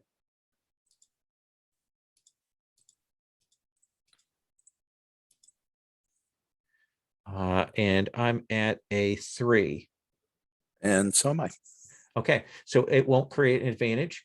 And then it's going to try to do a tactical refocus to get itself in a better position here. So I roll with tactics. That's a straight 1. I'll spend one of these fighter wings. And this one will move from here up to there, moves up to the 3. So that's both its actions. So they will move and refocus there. So what happens now is we go and we would degrade the positioning. Everybody would drop down a slot, and then we would return to the maneuver phase. Since everybody is dropping down, we can move everybody down just 1 tick.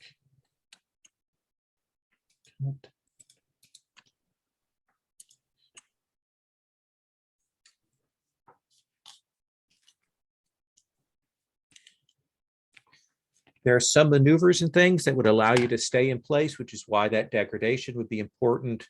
It's also important for like capital ships and things. But that brings us back up to the top. It brings us back up to you, Kelrin. Caden, sorry. Okay. And you're at the +6. You're still well above where they are. They can't touch you. What do you want to do? Yeah, I think I'm gonna continue to thin them out. Okay. Then I will roll the piloting for them. Do gunnery. Oh, Oof. it's a I've got a bad roll for 1. me. What'd you got? I got a, what does that work out to? A -3. So I'm gonna burn a fate point. Because I will bring my squad back alive Okay. to That sounds re-roll. smart.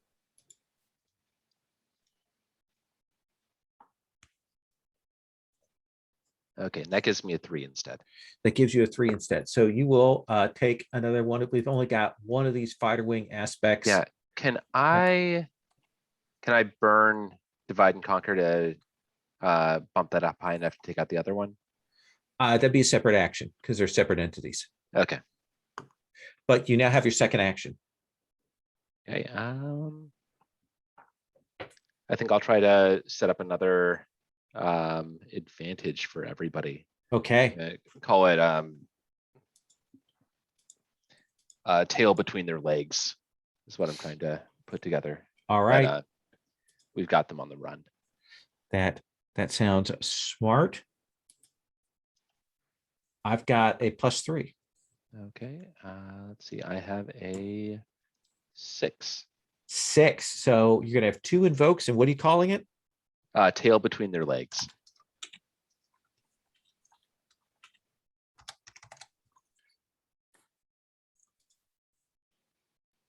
And that has 2 free invokes on it. I believe that brings us down. Oh, let me hit enter here on this. Uh-oh.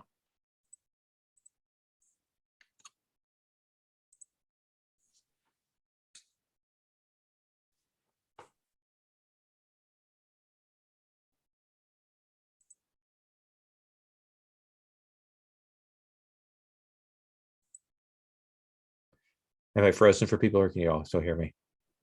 Hear you. Good. Well, you haven't frozen. It looks like your Chrome has frozen. It has. Yeah. So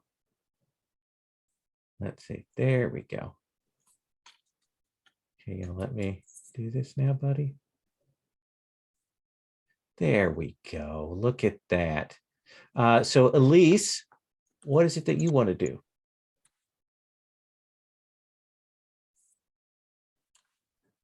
Well, Let's see.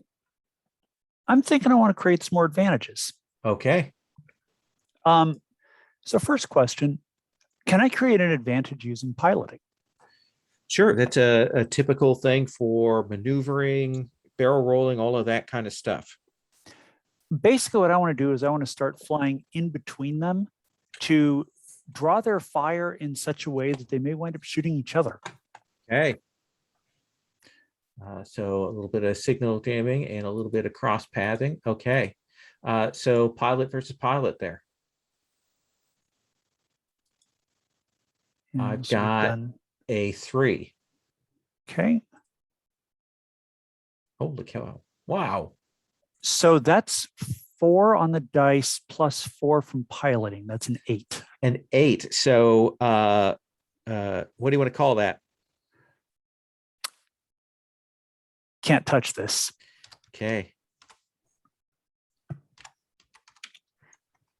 Probably the best roll I'm going to get all series, and it's Okay. on create an advantage. There you go. Well, you got 2 aspects that are out there for your team. So they are in very good shape. Next is going to be the pair there at 1. So I think that We only get a 1/2. We only get 1 on the second turn. oh, I'm sorry, you get a second action. I apologize. Yeah. Oh, that's okay. Just I wanted to double check. No, 'cause yeah. I know Step sometimes 2, things- create advantage is just 1. Yeah. You know, I'm going to do my best to pump the team up with some more rapport. Okay. Because I mean, look at that. Look what I just did. Not only is this a milk run, they're scrubs. True enough, but one of them is smoking. All right. Oof. Sorry. So I'm going to use a fate die or a fate point to reroll that. What aspect are you tagging there? 2 seconds. Let me skip back over to characters. Katya.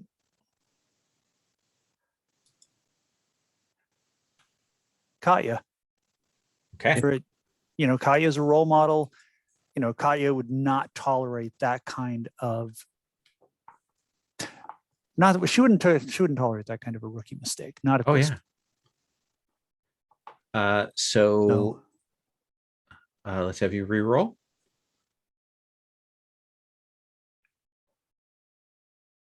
All right, I need to re-roll with different dice, I think, because that's actually the same roll on the same dice. Or do Okay.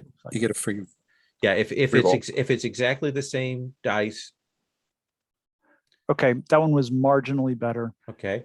So that is -1 on the dice, so it's a total of 3 Okay. because I've got report 2 plus that move, the stunt. And what do you want to call that? Scrubs. Scrubs. And I forget, do you get an extra invoke with that? Let me see, 2 seconds. Yes, an extra free invoke on that Okay. aspect. All right. So we've got a bunch of good aspects out here for you. All right. This next thing, I think that we're going to, the Goblin Squadron 1 is going to go on the tail, and essentially they are going to go tailing, and Katya is the one who lit them up the most beforehand, so I think they are going to both go for you, Katya. So One of them has a boost. one of them has a boost. Because we had a tie. All right, so this +6. I've got an 8 on you right now. That's pretty good. Oh, I'm sorry, a 10 because of the on their tail.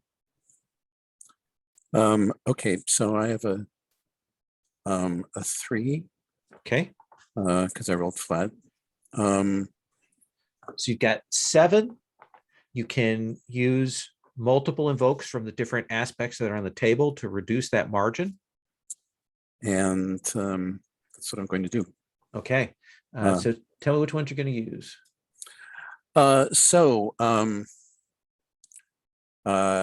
Yeah, so Elsie made them look bad. Okay, So they're a little too quick on the trigger. I'm going to use one of Scrubs. okay, They are having trouble. Somebody has to hold fire because the other plane's in the way. okay. Momentarily, I'm going to use one from Can't Touch This. Their sensors are still recovering from that initial barrage. Okay, so now we're down to 1. And they hear their mother calling. You just want to tail between their legs. Tail between their legs. Okay. So you will, that first one fires on you and doesn't land for any effect. That second one is going to take a shot. It's at a little bit lower bonus. So 4 + 2 for the full phase of on their tail. So that's going to be a 3, 4. I've got a 5 on you. And I have a 2. Okay. So you take 3 shifts unless you want to use up some more of the aspects or fate points. No, at this point, I think you can only dodge so many bullets. Okay. So I'm just gonna so they're gonna land. So you'll mark all 3 boxes on your shields then.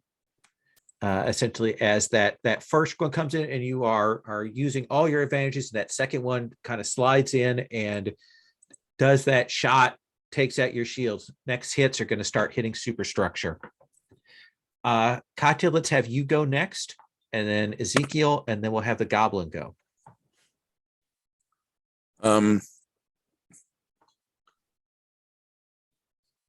So I am going to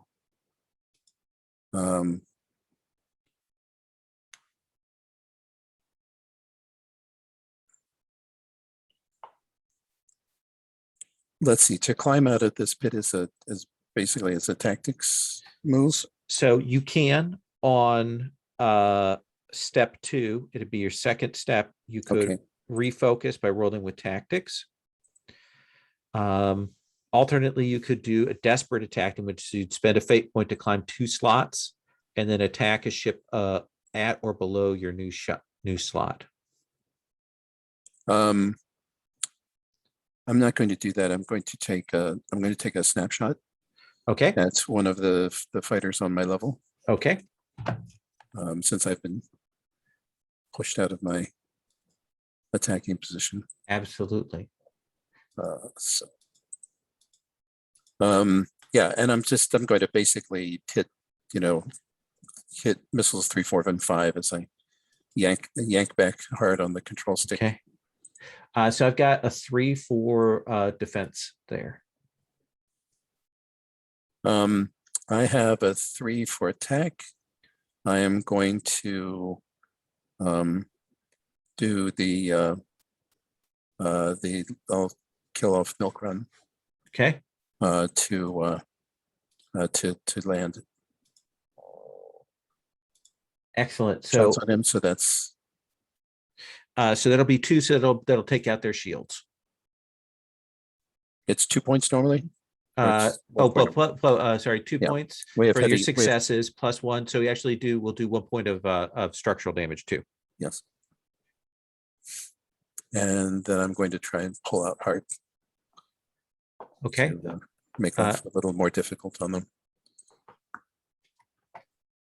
So your second action is going to try and refocus. Let me make sure I understand the move. So there are 2 choices. You could try to shake up tails full focus. So tactical refocus means you roll your tactics again, and you'll position yourself at or below the result of that on the maneuver chart. And you won't degrade. Okay, and what am I trying to overcome? Basically, whatever you roll, tactics wise, is where you're going to go on the chart. Oh, I see. I understand. Yeah.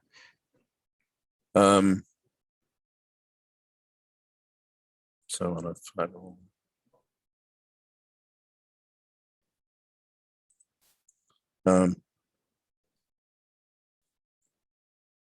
Yeah, okay. I'll try it. Let's see. My dice have not been great, but now they pull out 5. 5. So you get to put yourself at the +5 now. And when everybody degrades on this next thing, you're going to stay in place. That's going to bring us to Ezekiel. Okay. The question is I'm on the same line as that one fighter. Can I drop on the tail of that one, or does that have to be below me?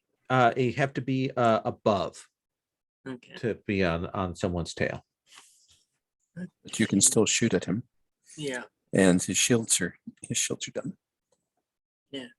Yeah, I'll do that. I'll just try and snap a couple of shots at him. Okay, so snapshot on the first thing. And that's gunnery.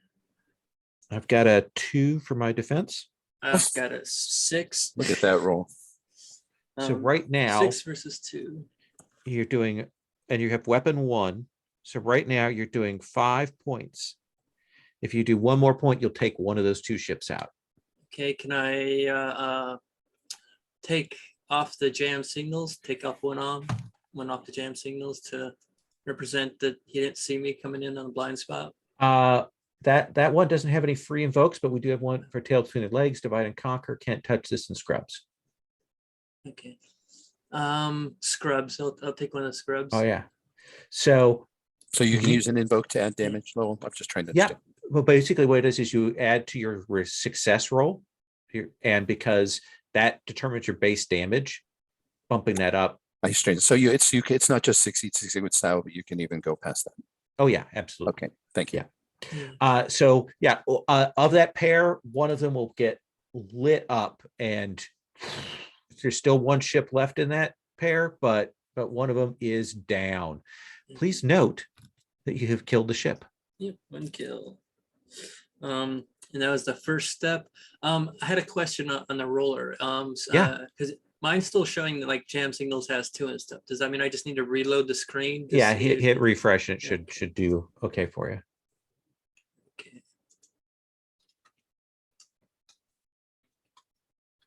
That was a hell of a roll, though. Yeah, 4 + 4s. Okay, all right. So then, yeah, I'm just gonna snapshot at his wingman. You can only snapshot in the first step. Okay, step 2 would be. You could try and Okay. push somebody down. You could try and refocus to go higher. Yeah, I'm gonna tactically refocus for step 2. Okay, then go ahead and roll with your tactics.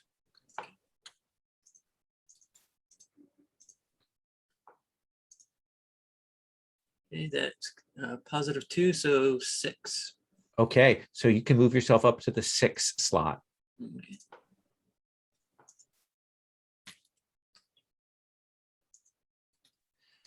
Now the guy goes simultaneously with you because you're on the same row. So I'm going to resolve their attacks while you were on 2. Don't forget, when you tactically refocused, you're not going to degrade. Great. Okay. Okay. So I'm going to do, since you were on that same level with them, do the guy that you blew up, who fires back at you before he dies a horrible flaming death. And I've got a 6 for that. So, and mine is pilot defense. Pilot defense. So that's going to be 2, so 5. So you'll take 1 point. You could just mark that as one of your shields. Yeah, yeah, I'll mark that as a shield. And then I'll take the shot from the other guy.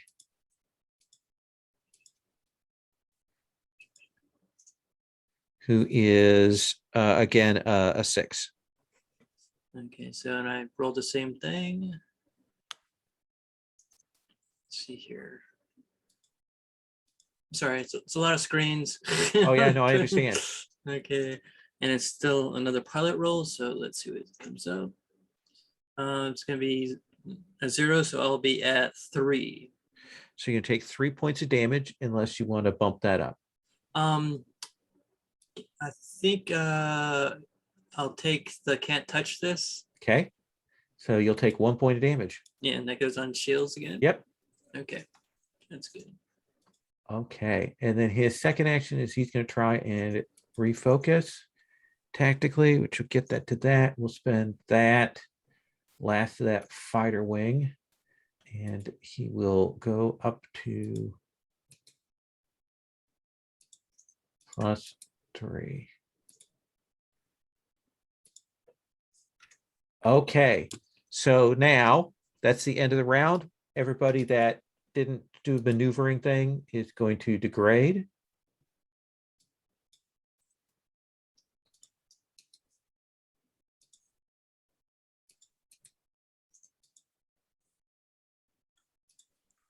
Which means that we're going to start this next round with whoever is at +6 now. All right, that's me again. Okay, now I'm gonna drop on the tail of the one last guy that was in that fighter wing as a 2 that I just tangled with. Okay, yeah. Move yourself down to 4 and attack with a +2. Okay, and then roller +2 to this, so that's. Ew, I'm at 1. I'm at 1 as well. You can spend your own fate points and Yeah, hit. I'll go ahead and can I spend a fate point to re-roll the roll? Yes, but what Yes. are you going to tag? What aspect? I'm gonna tag. You can use one that's on the table or a personal one. Oh, I'm gonna tag the jam signals. Nice. Okay, so re-roll it.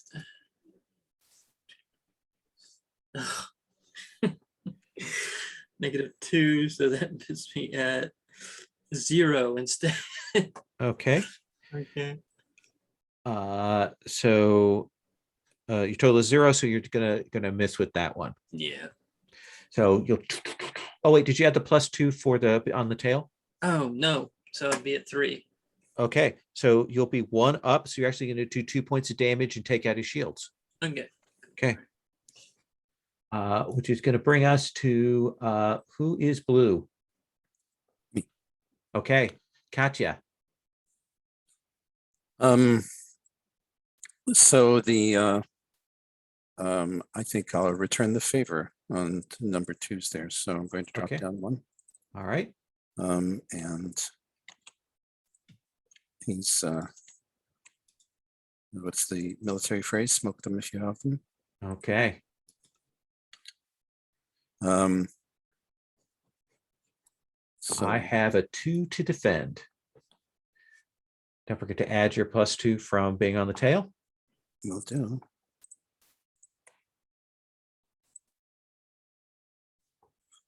That is a 5. So 3 + 1 is 5, excuse me, +2 is 7. 7. So -2, 5. That will take him out. Please note that you have destroyed a ship. Yes. Missile right up the tailpipe. Vince.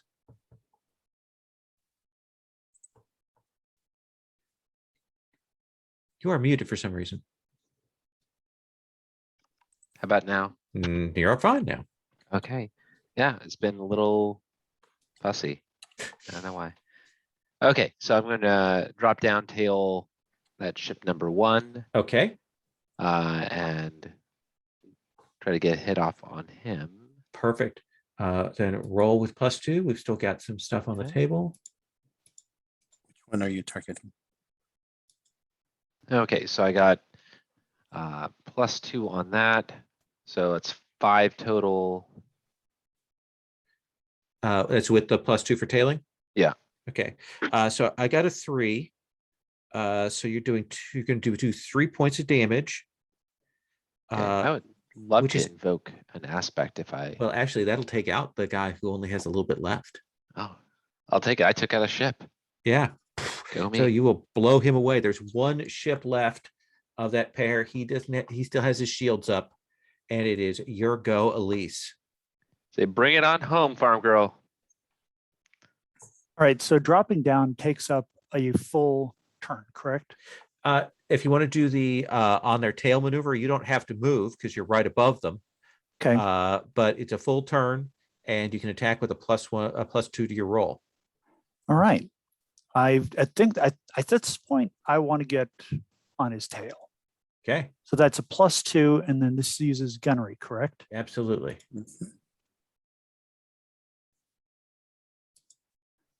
All right. So that is -1 there, +1 with the gunnery, +3 including on the tail. How much damage do I need to do? So where are you at right now? I am at, if I count it correctly, I'm at 3. Okay.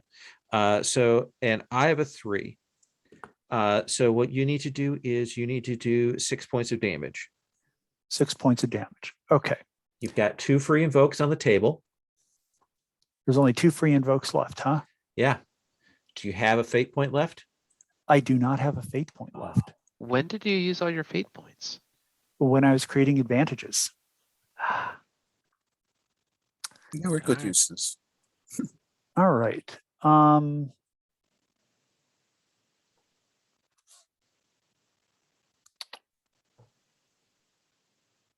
There's really nothing I can do here besides just put 4 damage on him, is there? I think that's going to be it. Essentially, you're gonna catch him with that, slam him with those hits, take down the shields, and he is smoking. I think because it's the last guy and he only has a couple of hits, tell me how you finish him off, Elise. Yes, because what Katya says is everybody else lay off.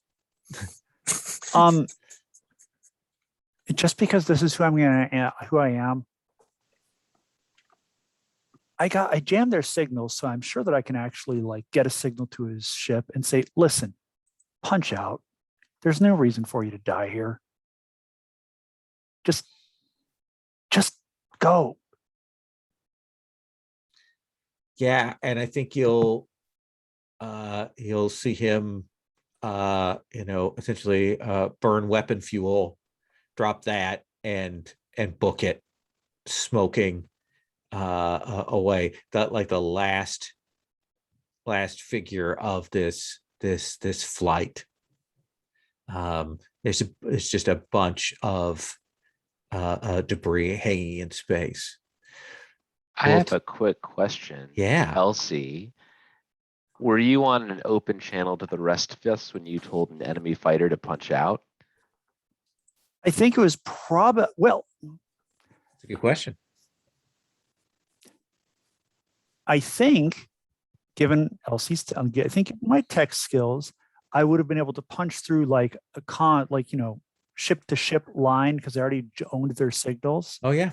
But it would be interesting if somebody overheard it somehow.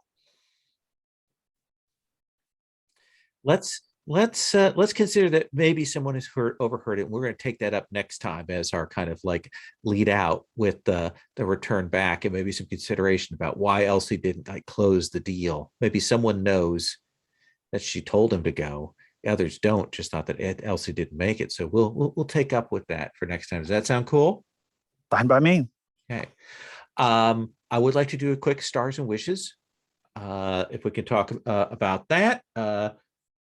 Good first run. You can see, I recommend you take a look at between now and next time the engagements page about what the actions are. And now that you've seen it in play, maybe you can kind of see what the logic is of the picks and things. And if you have some questions about that, there'll be some other things that we can play with, like escorting and attacking a big capital ship and those kinds of things. So we've got a bunch of other wrinkles that we can put into that. But yeah, I'd like to do a quick stars and wishes. Let's see, we'll start with, who's at the top of the tracker? Who's the blue pilot? That's Katya. Katya. Brandon, stars, wishes? Well, I like all these characters and I want to see them interact, with a little downtime. I know that, of course, this was all just so much rules introduction and I think it was well done and I had fun. But I really want to see the debrief that these people do, whether it's an official one or especially to each other. And then what trouble they get into in their spare time. Okay. So I like them all. I particularly like Elsie's marvelous mix of skill and naivete, certainly from Katya's point of view. And that only is going to tell well for drama, I think. And my only wish is to have some heavy character interaction next time to kind of set the hooks, if you will, between the characters and show their relationships. In addition to fun fighter shooting action that, of course, will always be there. Awesome. Harry? Yeah, it's stars all around. Everybody's made an interesting character right out of the gate, so I think we're good there. This is my first Fate game ever, so I was just basically trying to keep up and understand. I mean, even after reading the engagement rules and stuff like that, I still had problems following it, so I'm going to dive back in and try and get better on that. It's a little crunchier than standard Fate. It's a real overlay on it, but yeah, I think yeah, I think you're right. But I think one suggestion. I think Vince, was it you or Elsie? When you did your action, you you kind of narrated a small little bit as that happened or whatever, and that was really interesting. even if it makes the combat go tiny bit longer, when everybody does an action, just I guess try and narrate a little tiny bit piece or like that for each action. I definitely want people to do that. I wanted to kind of keep it tight today, Yeah, just yeah. because I want to focus on the mechanics. But you're absolutely right, 100%. We'll open up that time to give you space to do that. So that'd be my wish. But stars all around. It looks interesting. Love it. Awesome. Puckett? Well, first off, Lowell, start to you. I am now aware that I was not particularly running Fate correctly for my kid back in the day, Oh, but she had fun with it, so I'll just take that as a win. mhm. But again, this is why I didn't think I had, much experience with Fate. Vince, I love Caden. Caden is just. I hope thank Caden loosens up a little bit as we go I hope on. so too. Because he very much just feels like somebody who is bound by duty and needs to like kind of loosen up a little bit and let go of this whole legacy thing, just be himself. Harry, I like what you did with Zeke. That was a lot of fun. The whole card game thing, I really enjoyed that detail, just especially the whole pair of kings thing. It was just like, oh God, are you kidding me here? And Brandon, Katja, and this sort of grim determination, like I've been here, I've done this, just get out of the way, let me splash this bandit.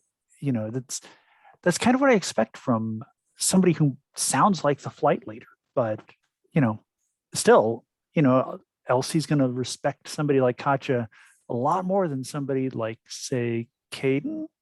Just, yeah. But anyway, stars all around. It was a lot of fun. Awesome.